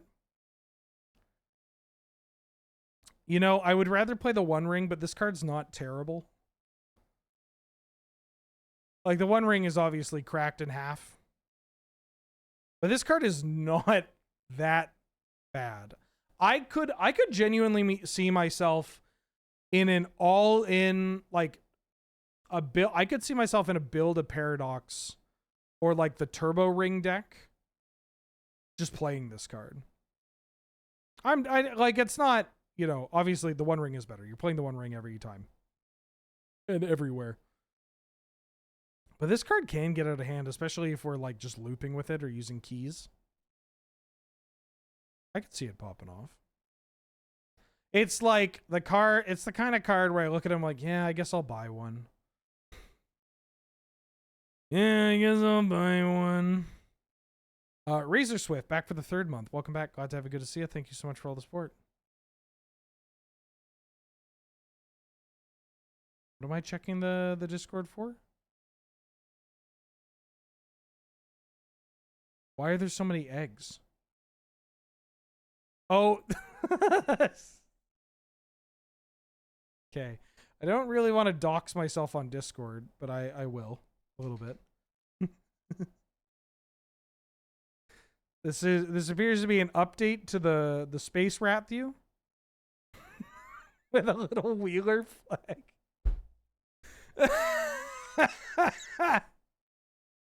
Oh, it's one small egg for mankind. Oh, does he have the little nose thing? I haven't watched Dune yet. I need to watch the new Dunes. That's pretty great. I didn't think the current one has the flag.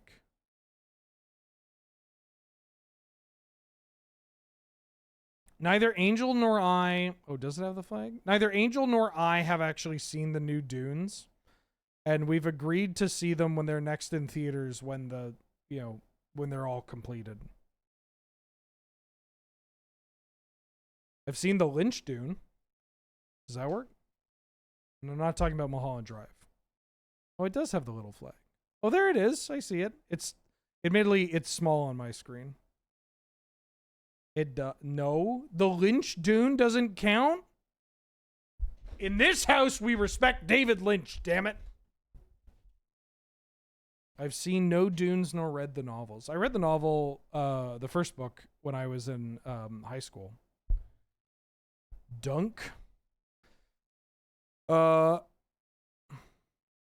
Menon. Menon, the right hand. 3 blue for a 3/4 Jellyfish Advisor. It's a legendary creature. with flying, and you may look at the top card of your library at any time. You may cast artifact spells from the top of your library. Artifacts you control have tap, add blue. Spend this mana only to cast spells from anywhere other than your hand. Really cool commander.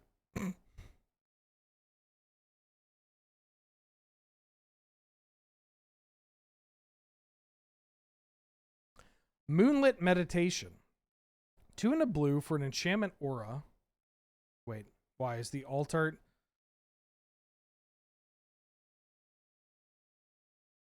Well, that's pretty nice art. I like the blue. Squiddy. I just wanted the gold in your belly.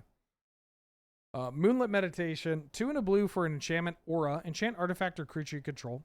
The first time you would create one or more tokens each turn, you may instead create that many tokens that are copies of enchanted permanent. I haven't figured out the exact loop for this, but there's got to be something here. This is very commander coded, but it's also like busted. Like this is classic 2025 design of like, hey, if this doesn't get dealt with, you're going to win the game. But dealing with it can be pretty easy.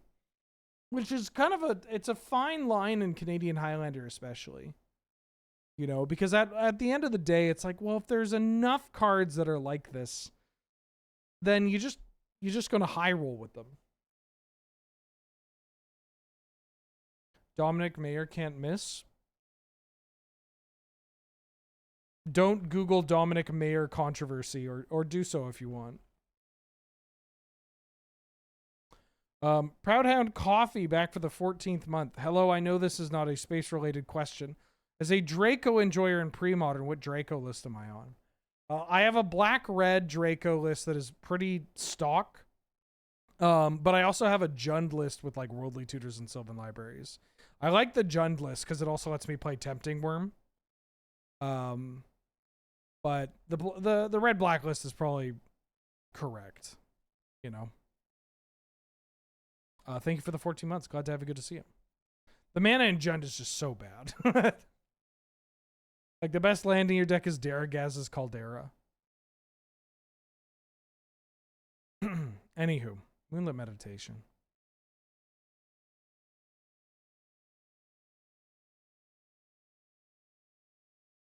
Quantum Riddler. Does he know? 3 blue for a 4/6 Flying Sphinx that says when this creature enters, you draw a card. And as long as you have 1 or fewer cards in your hand, if you would draw 1 or more cards, you draw that many cards plus 1 instead. So this is a 5 mana 4/6 that when it ETBs, typically you're looking at drawing 2 cards, which is pretty cool. This can also just be, I dumped my hand and now I'm going to pay 2 mana and draw 2 cards. I Googled it and it's coming up with him liking Minotaurs. Yeah, I'm just fucking with people.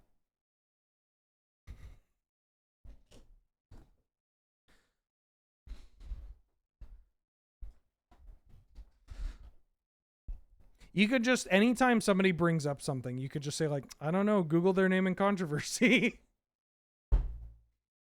And people are like, no, fuck. They get so, oh, it's great. Oh.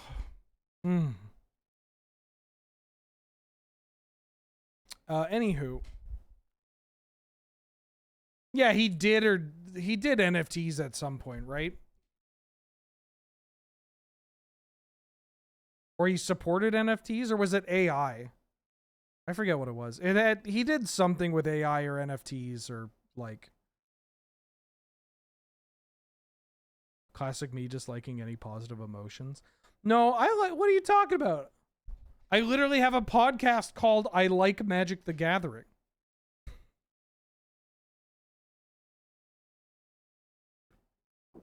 I'm more playing on the type of person that whose interests and whose investment is entirely reliant on whether or not they are deemed pure. That's what I'm saying. He just sold NFTs of his art. Great. You Googled Benjamin Wheeler controversy? Oh, don't do that. Don't do that. Because you're not gonna get me. You're just gonna be very sad. We've had this conversation before.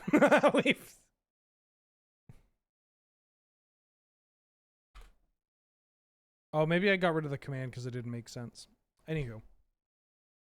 Quantum Riddler. I'm a little confused about where I'm playing this card. But it could draw a lot of cards. It could create a lot of momentum. I'm low on this card. I'm going to say that I'm good. Did I whack Jimmy Hoffa? No, I really don't want to talk about it. We had a command where it was like, don't Google Jimmy Hoffa and don't Google my name plus something. But yeah.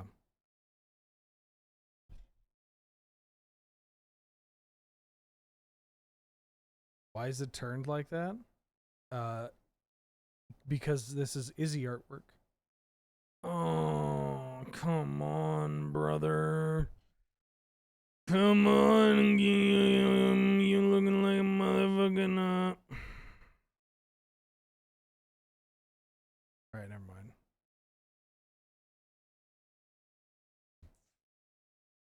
I guess I kind of priced myself into talking about every rare.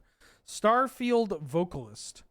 3 and a blue for a 3/4 human bard that says if a permanent entering the battlefield causes a triggered ability of a permanent you control to trigger, that ability triggers an additional time. And it has warp for 1 and a blue.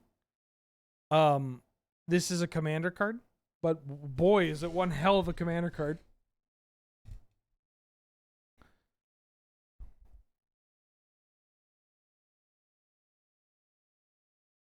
Coom Panharmonicon? You don't mean that. I think that's a typo.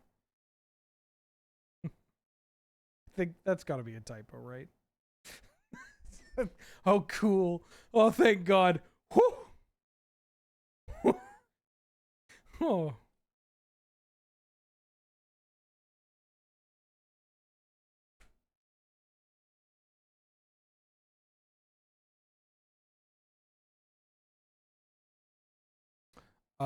Yeah, it's a rare, so I'll talk about it. What's this one again?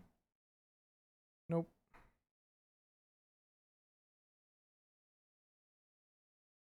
Oh, here we go. Have I seen the alt art of the vocalist? No, but now I will. Oh, God.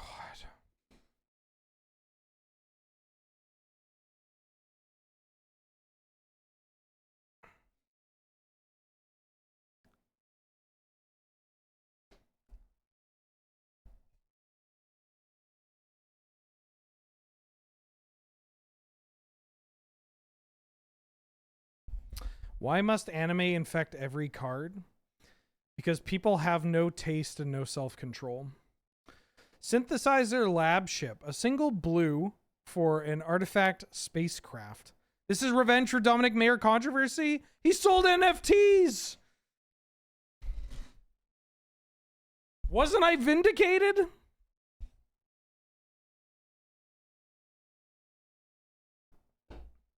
Besides, you should have been celebrating Campbell White instead. Or Jeremy Wilson. Tasteless motherfuckers. God damn it. Did he at least sell a lot of that? Well, did he at least make a lot of money off of it? The lab ship costs 1 blue. It's an artifact spacecraft that has station. And at 2+, it says at the beginning of combat on your turn, up to 1 other target artifact you control becomes an artifact creature with base power and toughness 2/2 and gains flying until end of turn. And then at station 9+, it gains flying and vigilance. I like this one. Mostly because it costs 1 mana, is an artifact that just chills, and then can start animating other cards. You can animate your Moxen, you can animate your Chromatic Spheres, I almost said Chrome Star Runner, animate your Baubles, animate your artifact lands, and you can push for damage, you could chip in, or you could just animate something and start stationing it if you want. Like, this card can also basically say, like, yeah, beginning of combat on your turn, you make a thing a 2/2, and then you just, you know, play devil's advocate, maybe the person getting grifted by NFT people. Nope. He's an adult with Google. He can figure that shit out.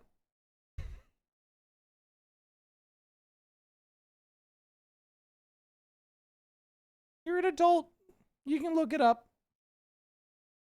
Anywho. Yeah, I think this card, out of all the space stations, I mean, it costs 1 mana. Costs 1 mana. Helps crew itself. Similar to the 2 mana card, right? The 2 mana white one, to its credit, it does buff your team, and then your team can then better station the card. The lab ship, however, says, hey, you don't even need additional creatures. You can just like slowly kind of crew if you want. And that's pretty nice. Or you have a Karnstruct or whatever, and you just like crew this the turn it comes into play. Or station it. I'm just going to call it crew. You just station it, but it's very easy to get this to 9. Especially because it just hits the table turn 1. And does something. It does something that the artifacts decks are looking to do. Right? Looking to push some damage. Animate your Darksteel Citadel. Karnstructs are always 12/12s. I wish I had a button that just, I press it and it timed out chunk for like 25 seconds.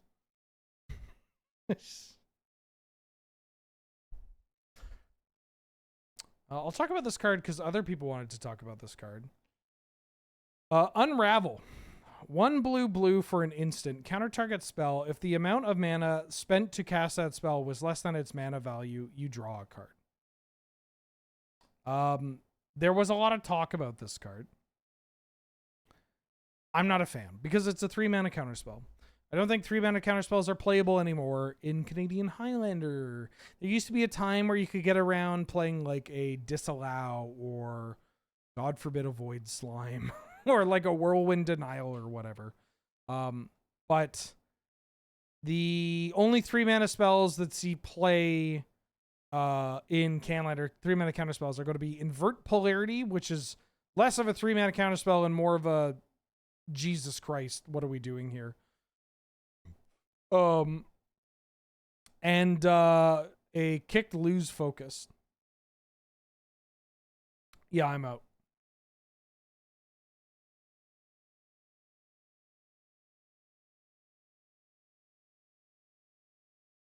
I was being glib, but I'm already tired of seeing people bring up Karnstructs. It's a reasonable thing to say. Jesus. It's a reasonable take. Karnstructs are very large artifacts that get around the heavy cost of stationing. The existence of Karnstructs does not make these stations playable, but it makes the already playable stations a little more reasonable. You can sculpt play patterns and like create pretty reasonable scenarios of progressions of boards where you will have Karnstructs and they will be hopping into the space station because you don't need them on the defense.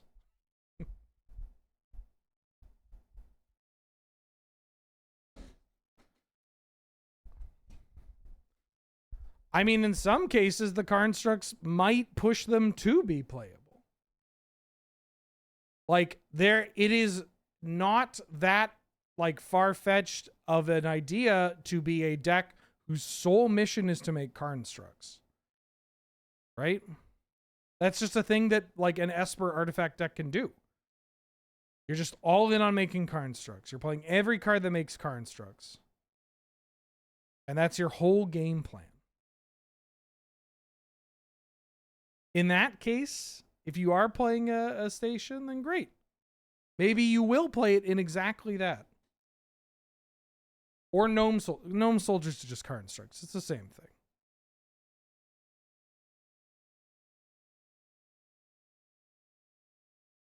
Why would I tap my card construct to crew my vehicle when I can just kill my opponent? Because they don't have haste. They don't have haste, and there are cases where you don't need them as a blocker. And you want to get value out of them before they just get killed. I don't know. I'm not looking at this card and saying, damn, the Uthros Research Craft is going to be playable because of card constructs.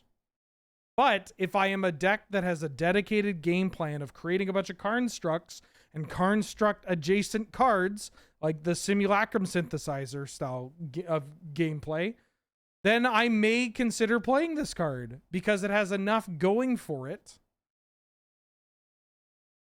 And I'm a deck built around making giant, giant bodies.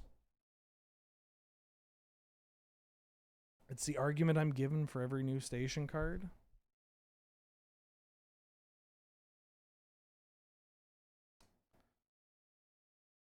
Just shaking my head. Uthros Research Craft, 2 and a blue for an artifact spacecraft with station, and has 3+. Whenever you cast an artifact spell, draw a card and put a charge counter on this spacecraft. And then station 12+, it gets flying, and this spacecraft gets +1/+0 for each artifact you control. It's pretty easy to get this up to the station 3. And then you have an absolutely busted draw engine. I think this card got missed in our set review now that I'm looking at it. Playing this and immediately stationing it to then become a draw engine is pretty great. And then this final ability here can just kill people. Like, you just storm off, and then eventually you make enough constructs that you then get to station it, and then you kill them. I could see myself playing this in an Academy deck that has some amount of board presence, right? Not like an Academy ramp deck necessarily, but like, some kind of Academy mid-range. You could maybe even play this in the deck that I was talking about with that 2-drop, the Sentry or whatever it's called. That's kind of nice. Like, this ability is just pretty strong. But you shouldn't just play this in any old deck that has a ton of artifacts in Academy, because you really need to get it crewed. So you need to do this, or else this just fucking doesn't do anything. And three's not nothing, but that can mean this could, like, if you're a deck like an Academy deck without a reasonable amount of creatures running around, this might even be a couple of turns, right? But once you throw in like a Mirror Enforcer or a Construct, then you can get this popping immediately.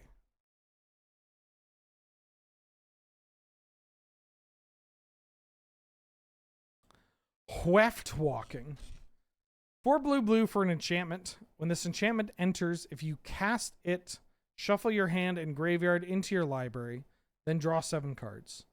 The first spell each player casts during each of their turns may be cast without paying its mana cost.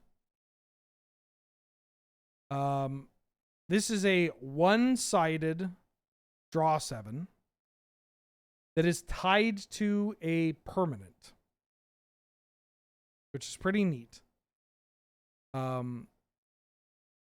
We talked about this card a bit, or quite some time in the set review. I think that there's something interesting going on with draw 7s in the format right now, where some parts of it, like, they're awkward, obviously, into like your Orcish Bowmasters or your Shieldrids, your Hull Breachers, whatever. They're awkward because people just have so many free spells, and they can just they can take over the game.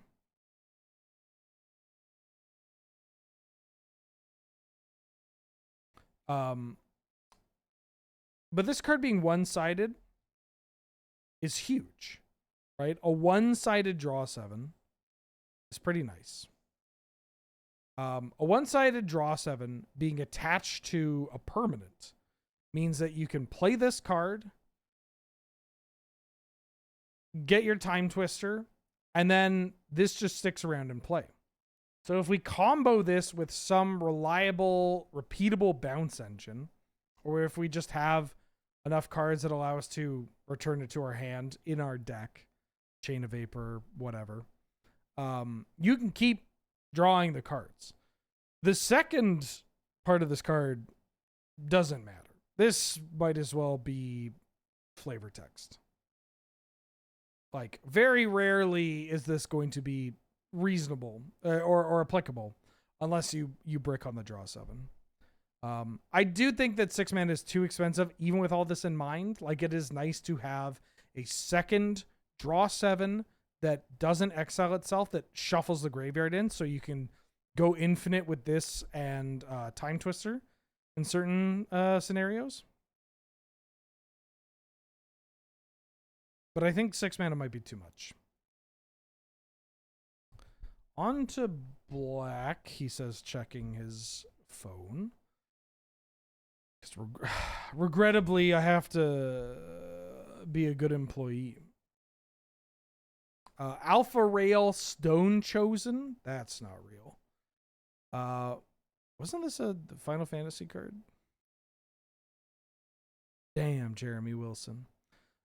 3 black for a 3/3 legendary creature, human cleric, that has ward, discard a card at random, and void. So this is the first time we see void. Whenever Alpha Rail attacks, if a non-land permanent left the battlefield this turn, or a spell was warped this turn, the defending player loses half their life rounded up. So void is if a non-land permanent left the battlefield this turn, or if a spell was warped. The non-land permanent leaving the battlefield also includes your opponent's permanents. So you kill their creature, void is active. You bounce their planeswalker, void is active. Fetch lands and all that, it's not triggering void. Although void isn't a trigger. Warping cards, don't know how often that's going to happen. In conjunction with this, but whatever. The point is, void is not as easy to trigger as Revolt, but it is something that you can control with other how do I want to word this? The fact that you could trigger Revolt with fetch lands is huge, right? Like that, you fetch them Fatal Push and their Shieldred's dead, their Seasoned Engineer's dead, whatever. But the fact that I can just go for the throat, kill their creature, lightning bolt their creature, and then void is active is huge. I don't think this card is very good. It is a 5 mana 3/3. Even though that ward is cracked, it is still a 5 mana 3/3 that doesn't do anything on ETB. So that's going to be a no from me, dog. But I'm glad we got to talk about void. Arc Enemy's Charm. 3 black for an instant with choose one. Exile target creature or planeswalker. Return 1 or 2 creature and or planeswalker cards from your graveyard to your hand. And put 2 1/1 counters on target creature you control. It gains lifelink until end of turn.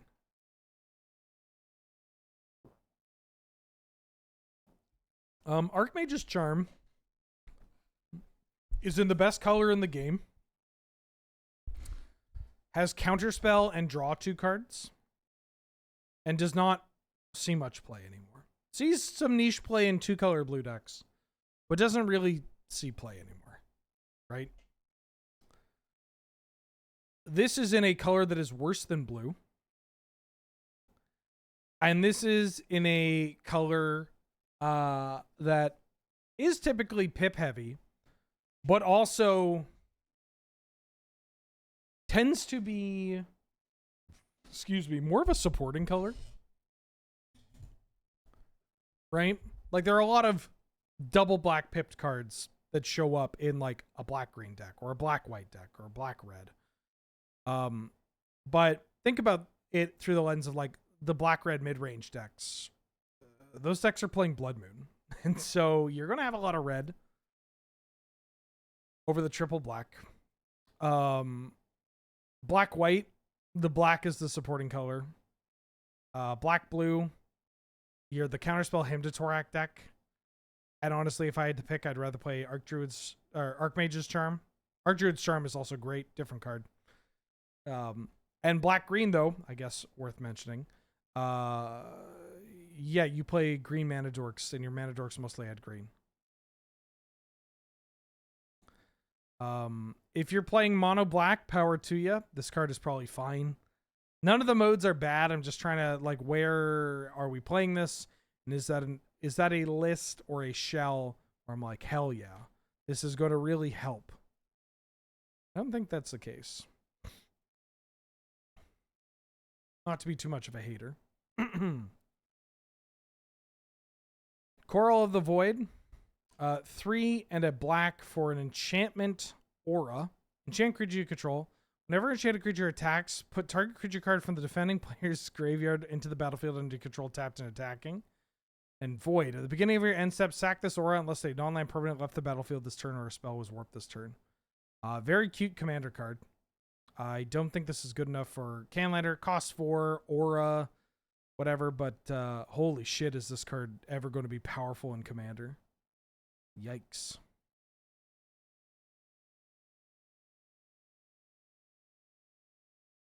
Onto... Oh, they added more cards. Wow. I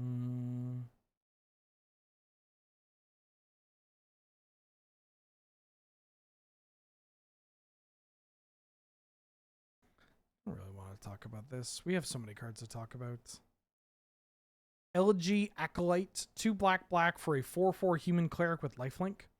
Whenever one or more creatures you control deal combat damage to a player, you draw a card and lose 1 life.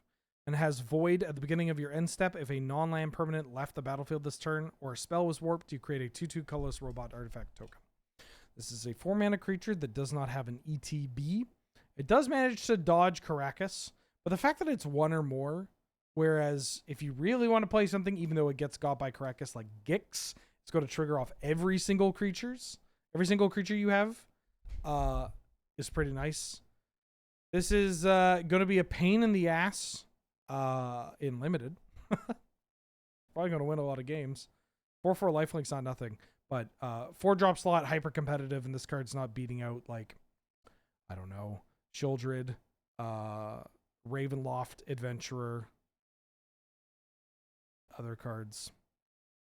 Enduring Curiosity sees some niche play in the format, yes. Entropic Battle Cruiser. 3 and a black. Wait, hold on.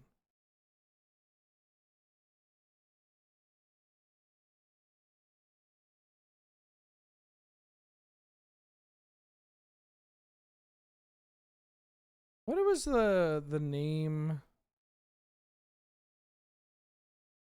What was the name of that Mos Def album with the Slick Rick track?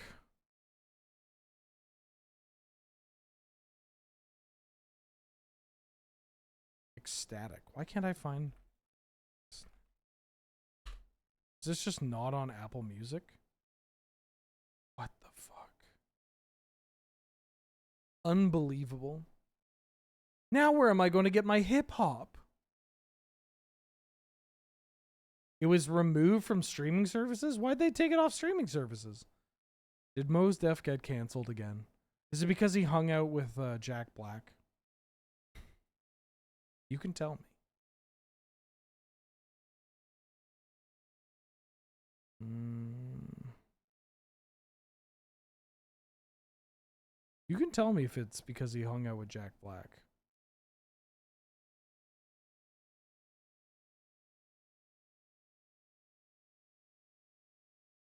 Google Most Def controversy. Oh my god, he sold NFTs.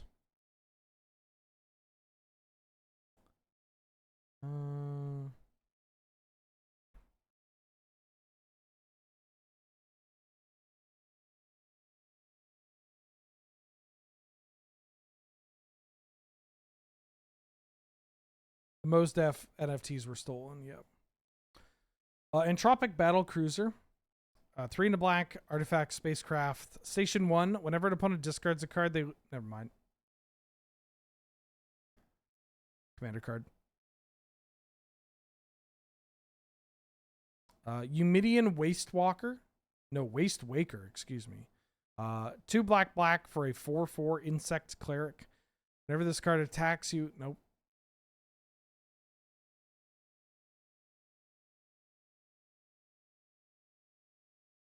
One Death Touch artifact creature is kind of funny.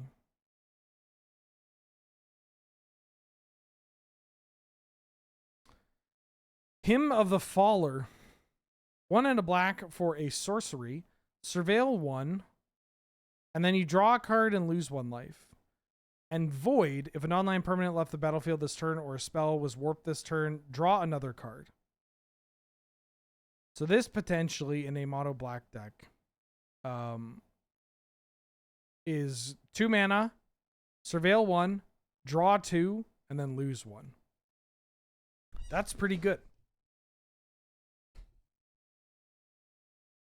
Unless this is Surveil 1, draw 1, lose 1, draw 1. I don't actually know how much that matters. I mean, the fact that drawing happens after the Surveil. I wonder if multiple instances of drawing might be an issue. Probably not. If anything, it's corner case. I don't know. I feel like I think the way I described this to Nelson was like, I've seen the cards that people obsessed with mono black control play or black X decks play. I can't believe you're not playing this. You know? I feel like this is fine. I'm not really into it, but people still play Night's Whisper in decks. But maybe they play Night's Whisper in Sign of Blood because of its consistency.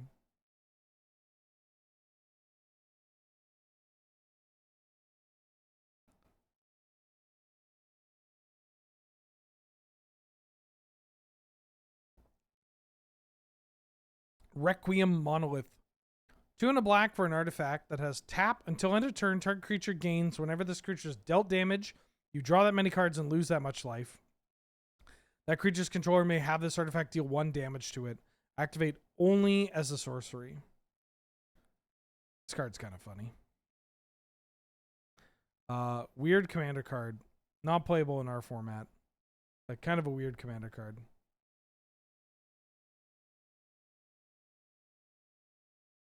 Sathera the Super Void. 2 black for a legendary enchantment. It says whenever a creature you control dies, each opponent chooses a creature they control and exiles it. And then at the beginning of your end step, if a player controls no creatures, you sacrifice Sathera, then put a creature card exiled with it onto the battlefield under your control with 2 additional counters on it. Why is NFT banned in here?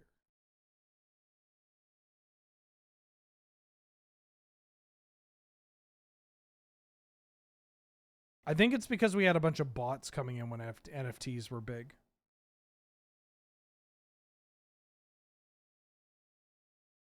It's very annoying. Well, no, saying sorry is also banned.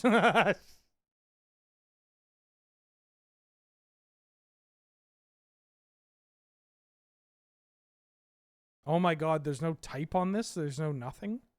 What?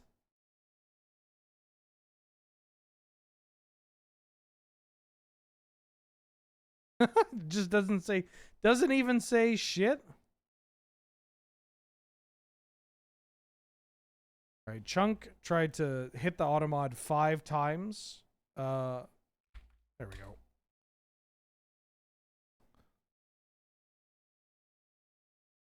This is wild. Not having the card type seems ill-advised. Textless. Does Textless Cryptic have that too?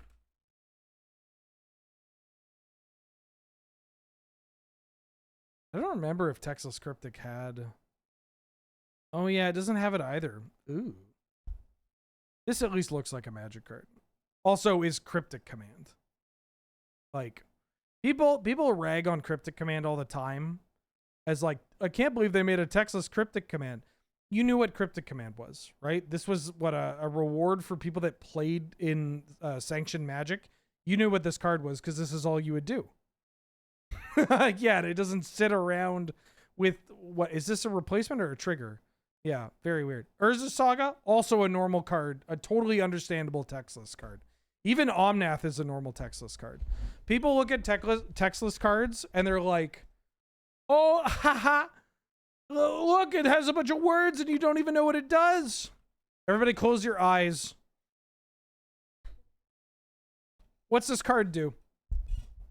This is... What's this card do? Oh, okay, wait, hold on. The text is right there. But you get what I mean, right?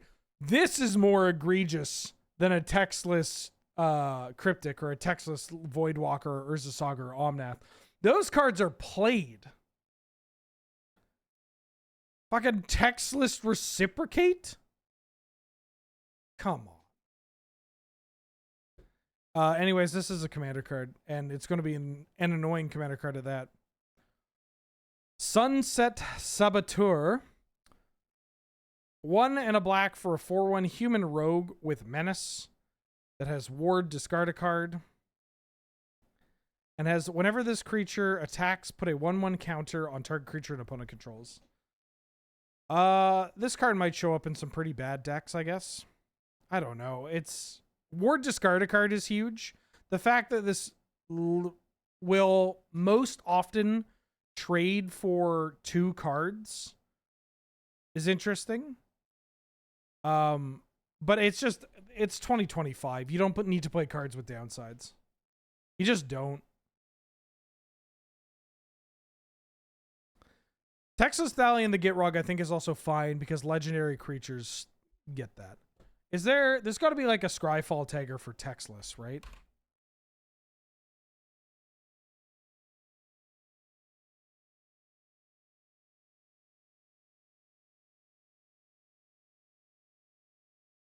Right?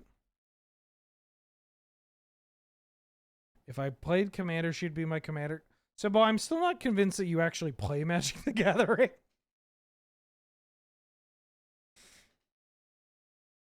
They don't have textless?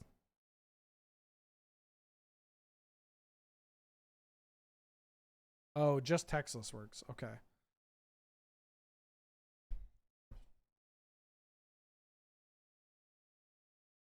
All right. What does this card do?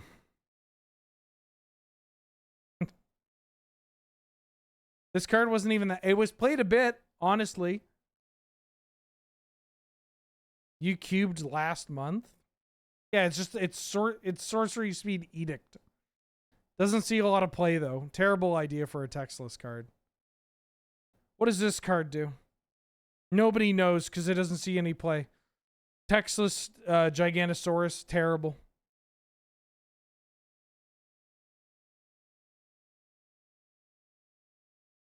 Oh, fuck.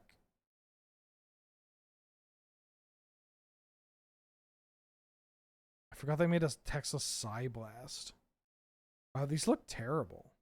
Man, I love Michael Sutphin's artwork, but holy shit.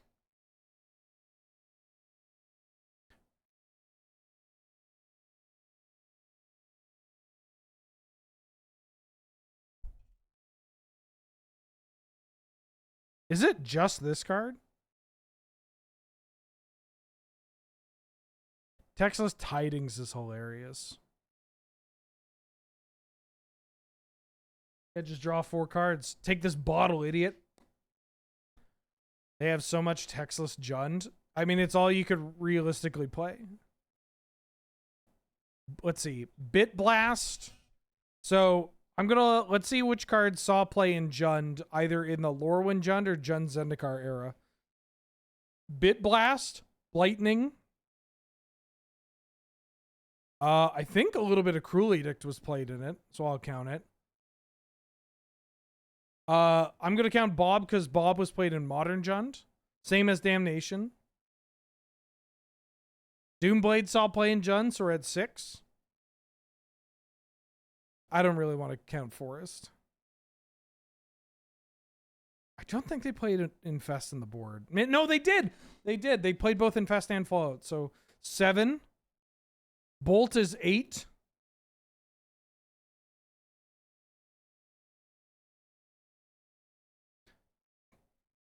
Pyroclasm is 9. Rampant Growth is 10.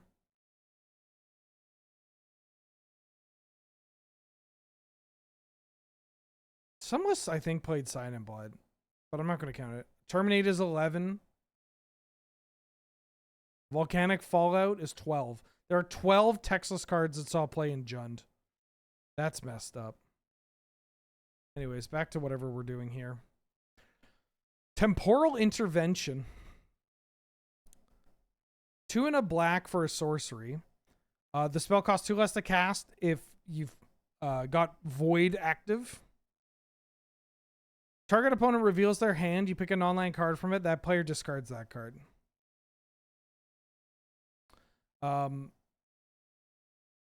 Drill Bit sees some niche play, and I'm not just saying this because Angel played it in Rakdos. I have seen Drill Bit in winning lists on the database. And this card is kind of like Drill Bit, except you can get Drill Bit. You can get this active before you go to combat.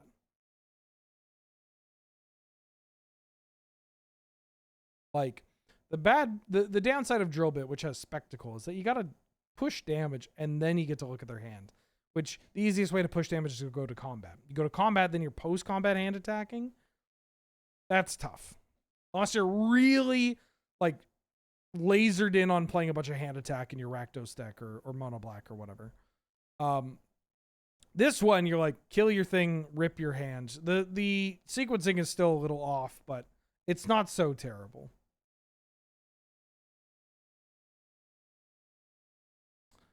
Timeline Color. Black for a 2/2 Drix Wizard, or Drix Warlock, excuse me, with haste. You may cast this card from your graveyard using its warp ability. The warp is 1 black and 2 life. So this card has a lot of different text on it. This can be a 2-mana 2/2 haste, just like a Rip Clan Crasher. Great. Just push damage, whatever. You can pay 1 black and 2 life for a 2/2 with haste to push damage. And then this goes to exile, which you can then cast it from exile for 2 damage, or for 2 mana to push for 2 damage. You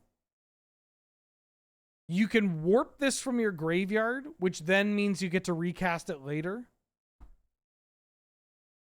What's a Drix? Have you ever watched Frasier? Do you know who David Hyde Pierce is? If you say no, that's 2 out of 3. Okay, a couple of episodes. I'll allow that. All mods for this channel need to at least play Magic, watch Frasier, and so if you gotta get at least 2 out of them. But a couple of episodes, I'll allow it. Yeah, this card's a really good aggressive threat. It's got a very small stat line, but it's just so fucking annoying. Like, it's just... You warp this, push for 2. You play it on 2, you hit them. They kill it, you get to warp it again, goes to exile. It just doesn't fucking stop. Heroes? You're calling Heroes a good show? Oh my god. What is this, fucking 2006? Come on. Come on. Full disclosure, I've never watched Heroes. Also, I don't know anything about it. All I know about Heroes is it caused so many racist SNL and Mad TV skits. And then there was a writer's strike or something. Yeah, I'd dredge the hell out of this. The fact that you can cast this from your graveyard for a single black, huge, huge.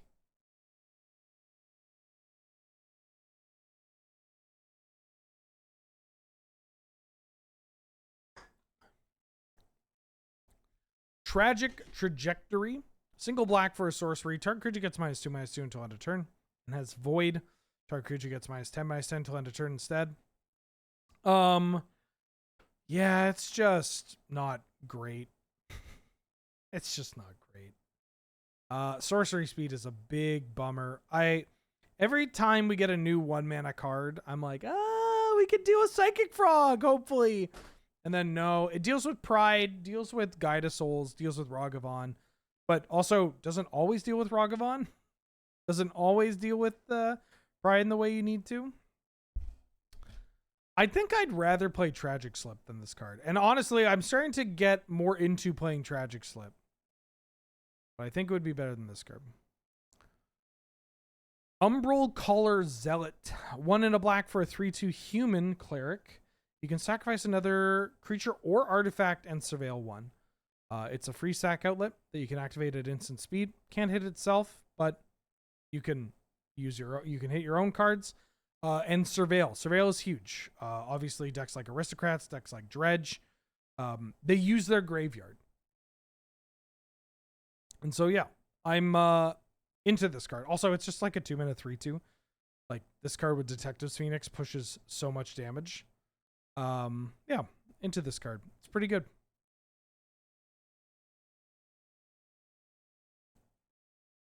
Ooh. Oh, it's a Virus Beetle. It's a fucking reprint. No. No. Yeah, you can sack artifacts too, which is kind of nice. Ahoy, Lelia. How you doing? Zoo Ifit. Osteo Harmonist. 1 black for a 2/3 legendary creature human wizard. How is this not a skeleton? Tap to return target creature card from your graveyard to play. It's a skeleton in addition to its other types and has no abilities. I mean, this is kind of funny with Phyrexian Dreadnought. I'm low on this card. It's a 3-mana legend without an ETB that dies to bolt. There's some goofy things that you can do, but think about the setup, right? Like, so in order for this to do anything that's too relevant, I mean, the fact that you can get back anything is kind of nice, right? Like, realistically, like, even just tap returning a creature is kind of dope. But it's a 3-mana, 3 toughness, like, legend, no ETB, use only as a sorcery. I'm just not into it. There's probably a combo with this card, which is kind of interesting. Intruder Alarm, Pog! Oh my god. And then 0-point Ballad. X and a black for a sorcery. Destroy all creatures with toughness X or less. You lose X. Okay, moving on to red.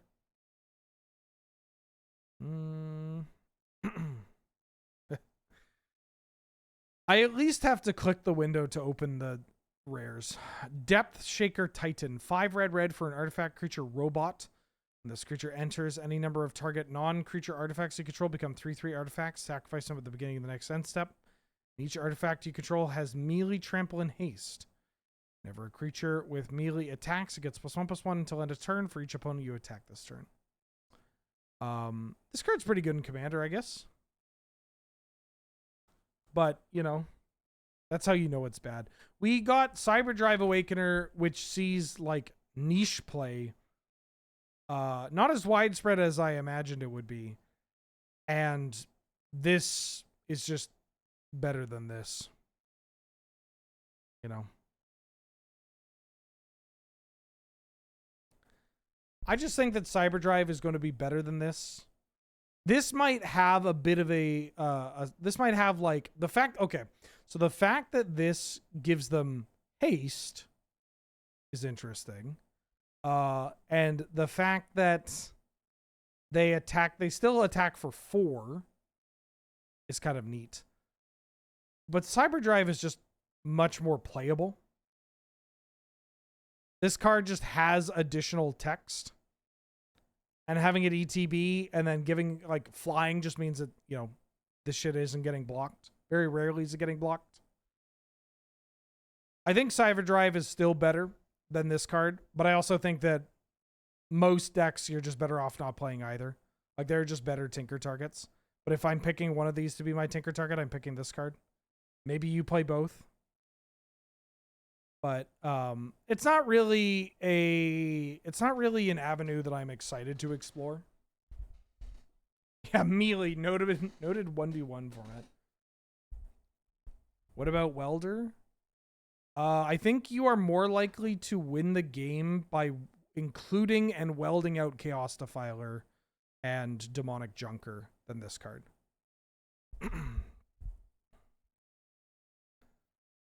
Devastating Onslaught. XX and a red for a sorcery. You create X tokens that are copies of target artifact or creature you control. Those tokens gain haste until end of turn. Sacrifice them at the beginning of the next end step. Create X tokens that are copies.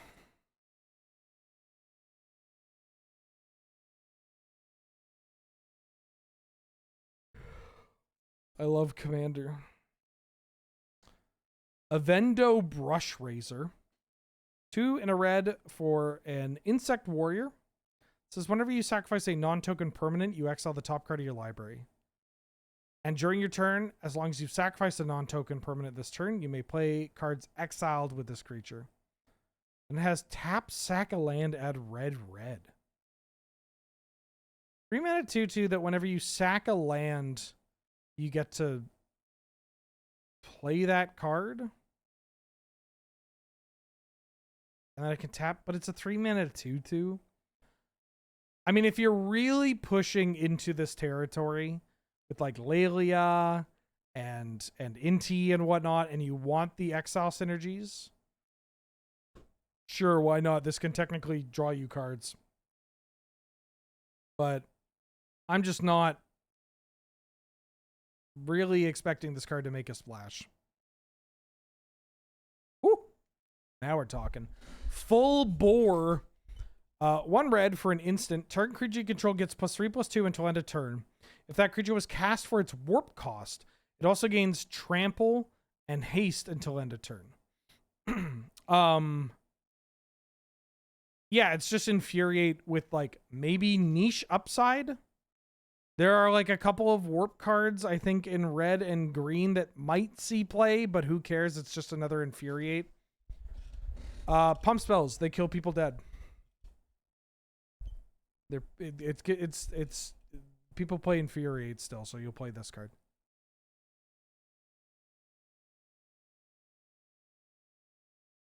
Where did I go?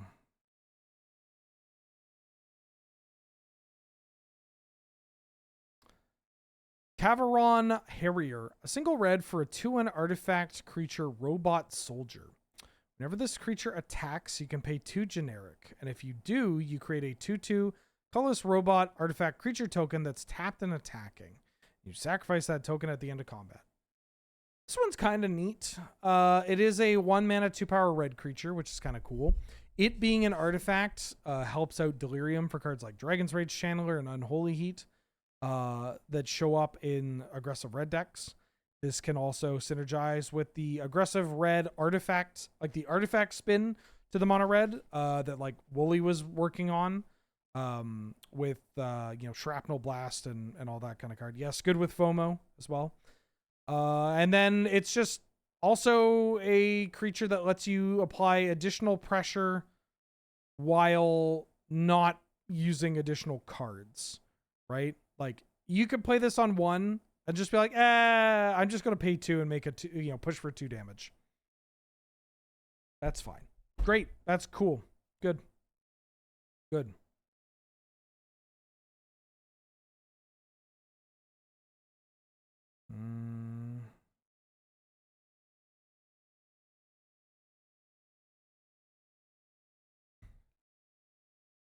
Hold. Hold. Hold. Hold. Hold. God damn it. Hold. Long range sensor. 2 and a red for an artifact that says whenever you attack a player, put a charge counter on this artifact. Pay 1 generic and remove 2 charge counters from this artifact. Discover 4. What the fuck? Yeah, I don't think this card's good in 1v1, but this is very funny. Sure. Melded Moxite. 1 in a red for an artifact that says when this artifact enters, you may discard a card, and if you do, draw 2 cards. Then you can pay 3 generic to sacrifice this artifact to create a tap 2/2 colorless robot artifact creature token. I don't mind this as a nut, especially because, you know, you want to put cards in your graveyard a lot of the time. It being on ETB and not on cast or whatever, this being a permanent that you can, you know, combo with, that you can interact with, that you can do a whole bunch of different things with. It's kind of nice. And the fact that it can put itself into the graveyard to make an additional artifact is not nothing. I'm not saying that this card is going to see widespread play or that it's better than the blue nut. But it's an artifact that draws cards and can filter through and put itself in the graveyard. And you can Welder with this and it just sits on the board after you've drawn cards. And I mean, fuck, if you're listening to me talk, you probably are invested in that somewhat. Imagine, I imagine that everybody that watches this stream is at least somewhat invested in artifacts that draw cards. Or Dark Ritual. Or Fraser. Those are the 3. It's one of the 3. Hate him? I'm pretty sure this is you. Derek, I'm pretty sure this is you. And I think that's a bold-faced lie. I'm pretty sure that's a bold-faced lie.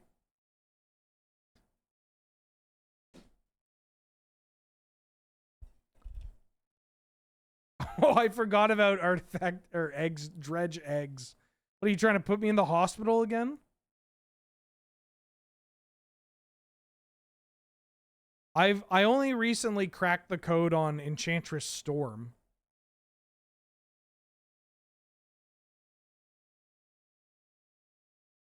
For those that haven't heard, I think Enchantress is a deck in Canada that has always been super awkward. I think I cracked the code. And all it took was adding Tendrils of Agony. There's an aura with Storm. Storm technique or Stormfist technique or whatever. That doesn't matter. We're casting Tendrils of Agony. That deck adds a ton of mana, draws a ton of cards, and get it up to 10 Storm real easy. We're casting Tendrils of Agony.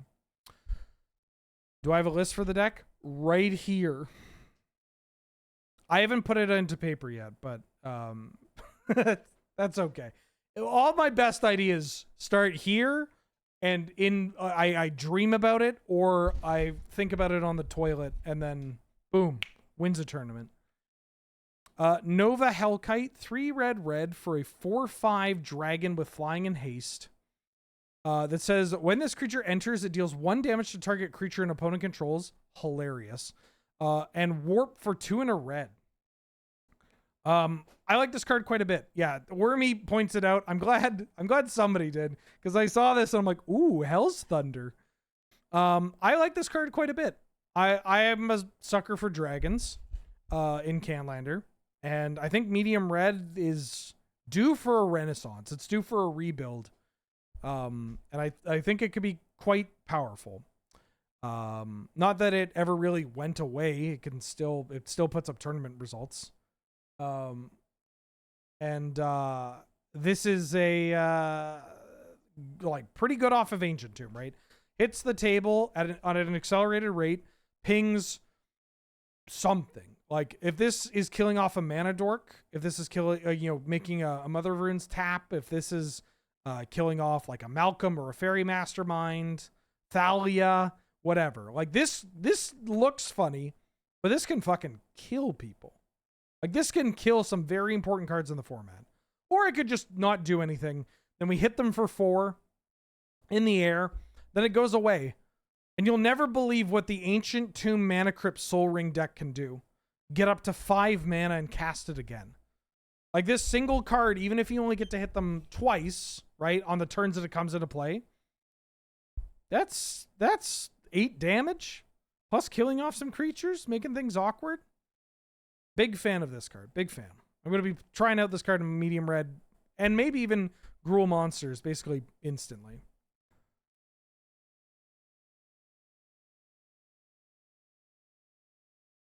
I'm not playing this card. I mean, I guess I'll talk about it. Pain for All. 2 in a red enchantment, aura, enchant creature you control. When this aura enters, enchanted creature deals damage equal to its power to any other target. Whenever enchanted creature is dealt damage, it deals damage to each opponent. Stuffy doll cards. Perfect for... I'm going to buy a copy. I'm going to play it in Ben Ben. Yeah, sure, why not?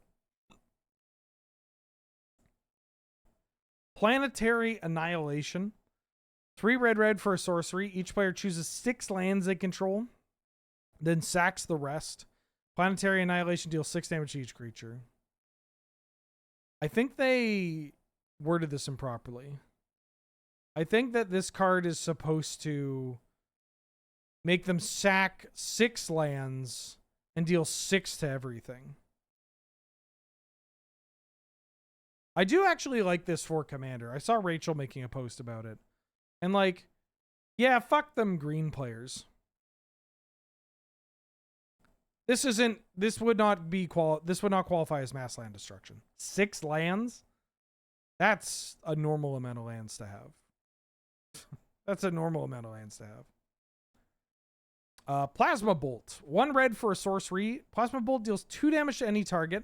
And Void, it deals 3 damage instead. Yeah, this card's great. Shocks have kind of moved away from seeing widespread play. Not every red deck is on every single shock. A lot of them are on the good ones, the instant speed ones for sure. Typically on the ones with additional effects. One of the most recent shock at sorcery speed that we got was Ranger's Firebrand, which the additional effect doesn't really do it. You know, doesn't really do it. But this one is one of the few cards that has an opportunity of dealing 3 damage to any target for 1 mana. That's huge. You're a mono red deck. I attack you with everything. You're going to block in a way to take as little damage as possible. And you're going to kill off one of my threats. And now I have 3 damage that I can point at your face. Or, fuck, I'm a mono red deck. I cast a Shrapnel Blast, or I cracked a blood token, or a treasure token, or whatever. And I domed you for a bajillion. I cleared your blocker, and now I have another 3 damage to go to the face. Right? Great. This card's great. Sorcery speed doesn't matter. I'm going to the dome for 3 at 1 mana, or I have the flexibility of just killing off a creature. Luke, welcome back for the 22nd month. Hello, Space Cowboy. Who me? Who me? Thank you so much for the support. Hope you're doing well. Glad to have AMA say good to see you. Thank you so much for all the support. I think I already said that. Good to see you. What if I'm just caught in a loop? Good to see you. Thank you for the support. Glad to have you. Good to see you. Thank you so much. Thank you so much. Good to see you.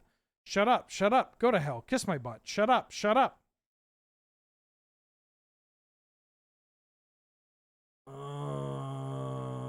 I mean, it's a rare. Possibility Technician. 2 in a red, excuse me, for a Kavu Artificer. It's a 3/3 that says whenever this creature or another Kavu you control enters, exile the top card of your library. For as long as that remains exiled, you may play it if you control a Kavu. And has Warp for 1 in a red.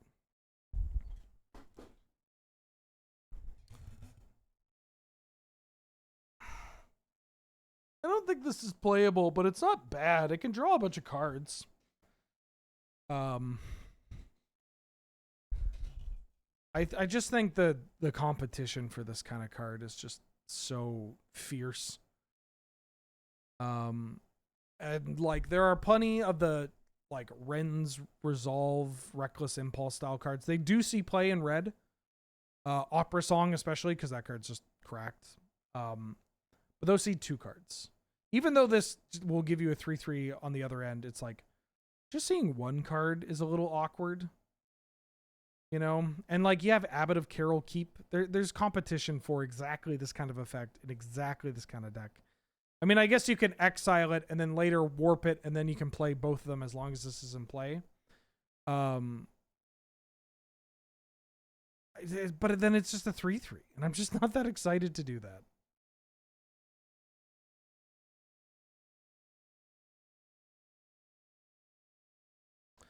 You know, Red Tiger Mechan, 3 in a red for an artifact creature, robot cat. It's a 3/3 with haste and has warp for 1 in a red.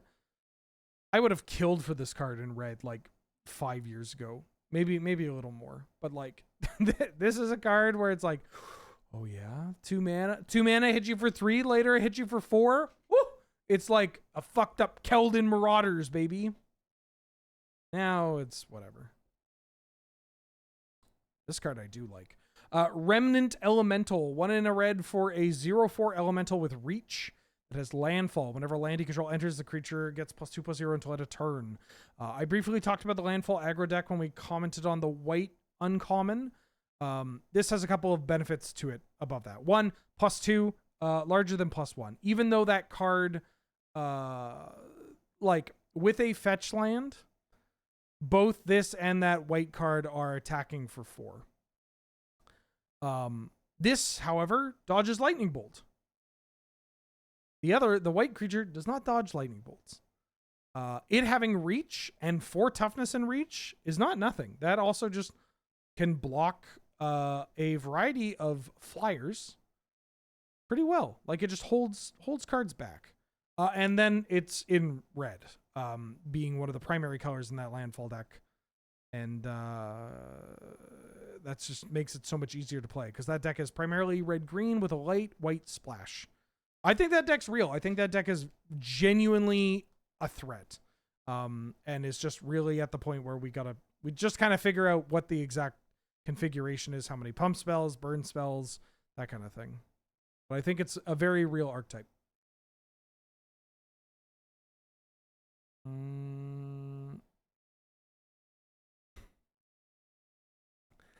Ruinous Rampage, 1 red for a sorcery. Ruinous Rampage, you choose 1, deals 3 damage to each opponent, or you exile all artifacts with mana value 3 or less.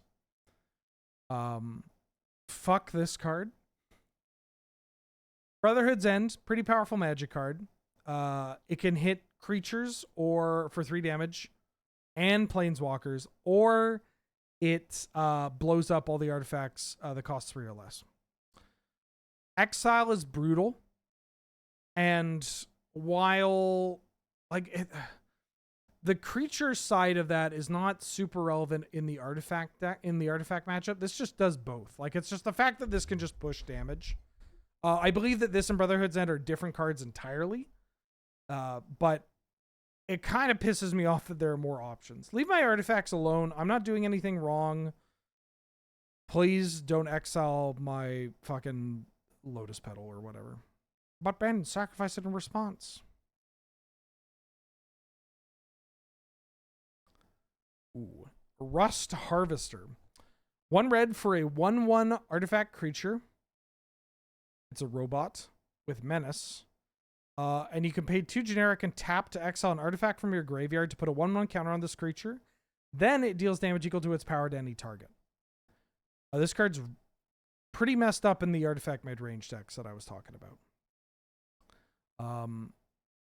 It's a 1 mana artifact creature. Good enough. Menace, also pretty cool. The fact that it grows, pretty strong. It's narrow in what you have to exile, right? You have to get rid of artifacts from your yard. But if you're an artifact deck, you probably have both artifacts that you want to put in your yard, you know, eggs, Urza's Bauble, you know, chromatic stars, whatever. Or your opponent wants to put artifacts in your yard by killing your Mirror Enforcer, countering your Thought Monitor, blowing up, you know, the Simulacrum Synthesizer, whatever. And then this gets bigger and starts killing off their creatures or killing off the opponents. And my favorite line of text is that it says equal to its power to any target. Meaning that if we can modify this card's power beyond exiling cards from our graveyard with, I don't know, Cranial Plating, Cranial Ram, fucking Nettle Cyst, whatever. It is not that wild of a suggestion for this card to be dealing like 6 damage, 7 damage on activation. You can kill people with this card very quickly. And it costs 1 mana. You can find it with Trinket Mage. Thank God you can't find this with Urza Saga. It's just a 1-drop, so it's good early on. That has evasion, which, mind you, if you don't want to start exiling something, yeah, you just put the fucking cranial plating on it and it has evasion and the plating. Already pretty good. So it's good early because it's a 1-drop that is evasive. And it's good late because if they've expended their resources or the game's gone on for long enough, you probably have stuff in your graveyard, or maybe you have some of these equipments lying around. Pretty good magic card. Pretty good magic card. Narrow in application, but where it shows up, it's fucked up. Terminal Velocity, 4 red for a sorcery. You may put an artifact or creature card from your hand onto the battlefield. That permanent gains haste. And when this permanent leaves the battlefield, it deals damage equal to its mana value to each creature. And at the beginning of your end step, sacrifice this permanent. I am a fan of this card because I think the sneak attack through the breach style deck is really underexplored in Canadian Highlander. And the problem is because you only really had through the breach and sneak attack and I guess Ilharg. You really needed density to pair it. Like you could play it with like channels and show and tells or whatever, but like you really want to kill them. Show and tell, not that great unless we're putting out like an Omniscience or a Darksteel Forge or whatever. Darksteel Forge, Darksteel Monolith, the cast free spells card. Also hilariously, like the fact that you can like hit them for a brick load and then be like, well, that was good and I got a bunch out of this, but I didn't kill you and I'm dead on the crackback. No, I just got to blow up the board instead. You know? Like, this is something that people have seen when I draft Cube, where it's like, oh, I can put an Emrakul into play, and it doesn't fucking matter. Right? It doesn't matter, because if I put an Emrakul into play, I hit you for 15, you go to 5, you just sack your lands, your clues, your bullshit, and then you still have creatures in play, and I'm going to die to them on the crackback, right? The fact that you can clear up the board when you like sneak out an Eldrazi or any big dum-dum, is great. The fact that even if you do sneak out an Eldrazi and they sack their creatures in their board, if they have like a death trigger that would, make a token or leave something behind, that also gets cleared up. Or if you just sneak out a big artifact, you could just wrath the board. Really excited to explore this. This is like when Angel and I do a Canlander stream for the beta, when Edge is on Magic Online, this is going to be one of the decks I'm going to explore.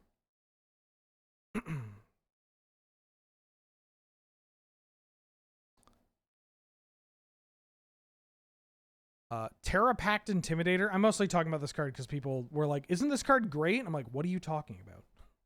Terra Pact Intimidator, 1 in a red for a 2/1 Kavu Scout. When this creature enters, target opponent may have you create 2 Lander tokens. If they don't, you put 2 counters on this.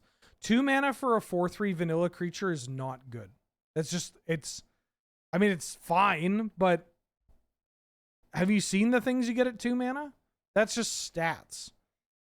And the fact that your opponent can also say like, okay, I'll just give you a 2 mana 2/1 and you get a couple of Lander tokens. It's just like, that's also not that great. I mean, it's fine. It's just, but in what world am I playing a creature that has the possibility of being like this aggressive that also wants the ramp? You never want to give your opponent a choice. Aren't we over Vexing Devil? No. Punisher cards will always be a contentious discussion. And we saw it with the fucking risk. Oh god. Hands up who was around on the Facebook when this card got previewed. This card, Risk Factor, one of the better Punisher mechanics, Punisher cards running around. A target opponent may have it deal 4 damage to them. If they don't, you draw 3 cards and has Jumpstart. Get to do them again. Holy shit. This was a wild time. Mind you, a lot of it had to do with European Highlander players coming in and being like, this is going to be this one was fine. This one was bad. It did not show up in tournament winning red. It was exactly the exact issues that people expressed would show up with this card showed up. This card was like fine in standard or whatever, but not in Highlander. This card in Highlander was just not good. But yeah, Punisher cards. It's Canadian Highlander. Why give your opponent the decision around your card when you could just decide to play a good card instead? Warmaker Gunship, 2 and a red for an artifact spacecraft. When this enters, it deals damage equal to number of artifacts you control to target creature an opponent controls. And then has station 6 to make it a 4/3.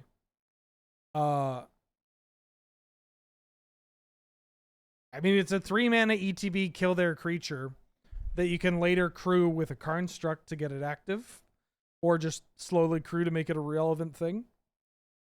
I actually don't mind this card. I would test this card out in Welder, because you can get this thing 3 mana sits around, cash it in to just kill their creature over and over again. Is pretty exciting. And 6 is a lot, but it's not nothing. And you could get this card, active with, like, I don't know, tapping your stupid 2/2 samurais from experimental synthesizer, or like a construct and like a goblin welder or whatever.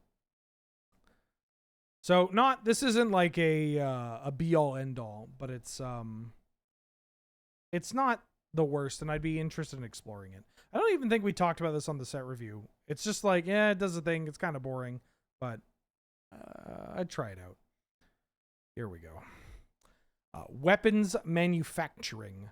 1 in a red for an enchantment that says whenever a non-token artifact you control enters, you create a colorless artifact token named Munitions. When this token leaves the battlefield, deals 2 damage to any target.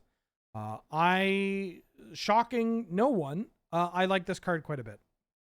And I'll tell you why. It doesn't even have to deal with the damage. The damage is nice. The fact that I can use this while KCI comboing, Scrap Trawler comboing, or just playing artifacts and making more artifacts, that these artifacts can then dome people out. That's cool. But often the limiter to KCI combo decks and artifact combo decks is not necessarily like killing your opponent. Killing your opponent is easy. They gave us Walking Ballista. You can do it with your eyes closed. It's getting there. And this card is great at getting there. Despite it not doing anything by itself, it's the kind of card that you just weave in a turn earlier or on the turn that you're about to pop off. And holy shit. Like, it's not on cast as well, which can be relevant for certain loops.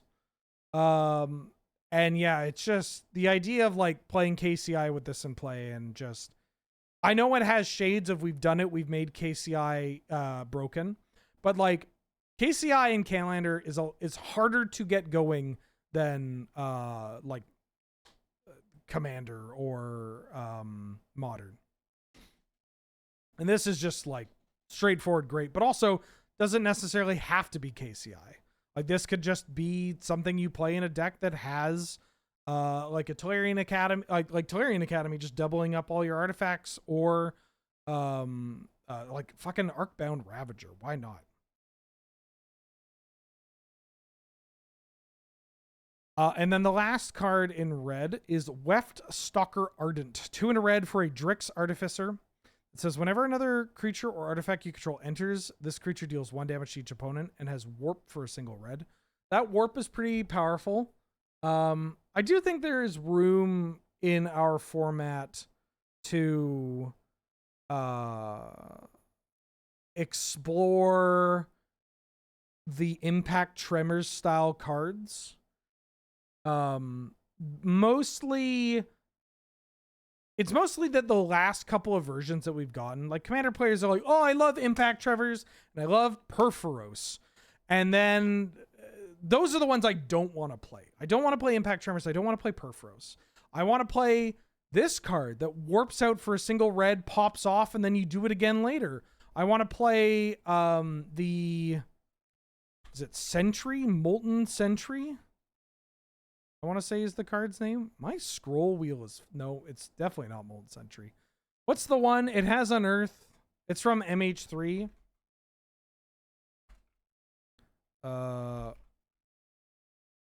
Molten Gatekeeper.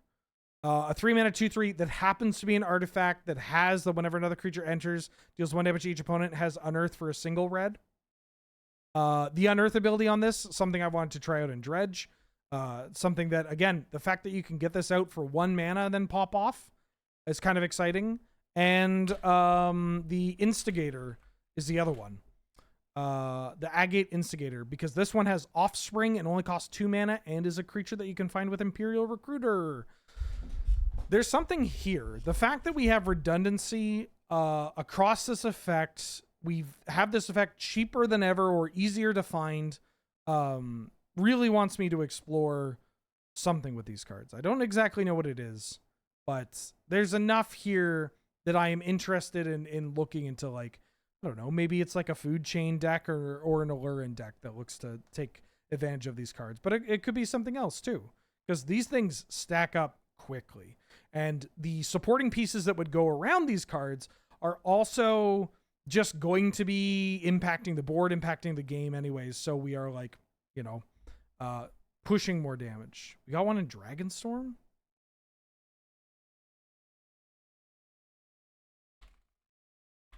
Really?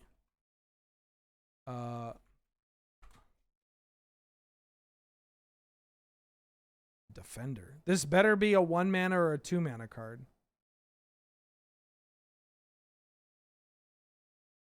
Hey, wait a minute. Is it not TDK? What's Tarkir Dragonstorm? Oh, right, TDM, right, because I remember Beej being like, do you think they'd really want to have their set code be TDM? I said, shut up, Beej, and I kicked him right in the dick. Oh, yeah, the Sharpshooter. 2 mana, 1/3, human archer with reach. Whenever another creature you control enters, deals 1 damage target opponent. I don't like this one as much because it very rarely the targeting comes up, but it targets. But also we have the Agate Instigator, which I think is just better. Each is kind of nice. Also the Offspring. I guess this is a human, which could be relevant. Yeah, but I mean, honestly, if you wanted to, maybe you play all of them, and that's like really what you're pushing. Yeah. Cool card. I don't know. I agree. Root Potato and I were on the same page in that I think there's a deck here that is underexplored. Maybe it's an adaptation of a previously existing archetype that has kind of fallen off, or that never really had, like, Food Chain and Allurin have shown up. They've done some stuff. Allurin even has a tournament win. I think that's more that Spencer has a tournament win that happened to be with Allurin. But like, it's yeah, it's an interesting alley to explore, especially because things are cheaper. I gotta call it there though, because, well, we finished red. Actually, let me double check to see if they're in it, because I know a couple of new cards were added. I can maybe see the new cards that they added, so this way we don't have to randomly tack them on later. There are still cards that are going to be revealed over the next couple of days. I will be doing another set review stream to basically close it out. What's this card?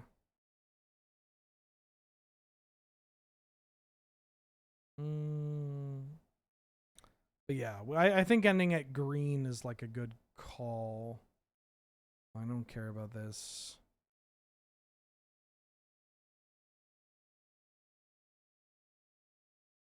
Yeah, I think that's it. I guess the last card is Starwinder, 5 blue for a 7/7 Leviathan. With whenever a creature you control deals combat damage to a player, you may draw that many cards. Has warp for 2 blue. Just play Enduring Curiosity. It's not exactly the same thing, but if we're playing an expensive blue card that is difficult to deal with, that draws you a bunch of cards, we have one. We have a new one. And by new, I mean it came out like a year ago. But yeah. Okay. Yeah, I gotta go. I'm filling in for an AFK that I agreed to do like yesterday. So I'm gonna go do that. Well, I'm gonna go shower to do that. Thanks for watching, everybody. Thanks for tuning in. Reminder that everything I do or that we do goes up on YouTube. There's a free Discord that you can join. You can give me money here, but don't feel like you need to. I'm gonna be streaming again tomorrow.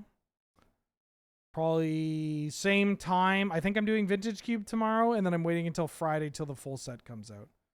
Yeah, I'm going to be over at twitch.tv/loadingreadyrun playing... I don't know. What is the game?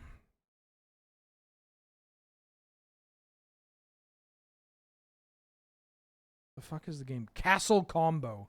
We're playing Castle Combo. It's myself, Matt, Jacob, and Graham. So tune into that. Let me drop your kids off somewhere. And yes, there's a PPR on Monday. We're doing the Edge of Eternities PPR. Special guest Lua and Tori of the Scry Babies. So check in to that. Watch that.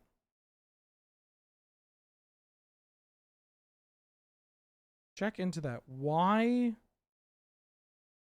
is Justin looking at cards that look at the top of their deck? I'm gonna drop you off at Justin's playing a vintage brew. And it looks like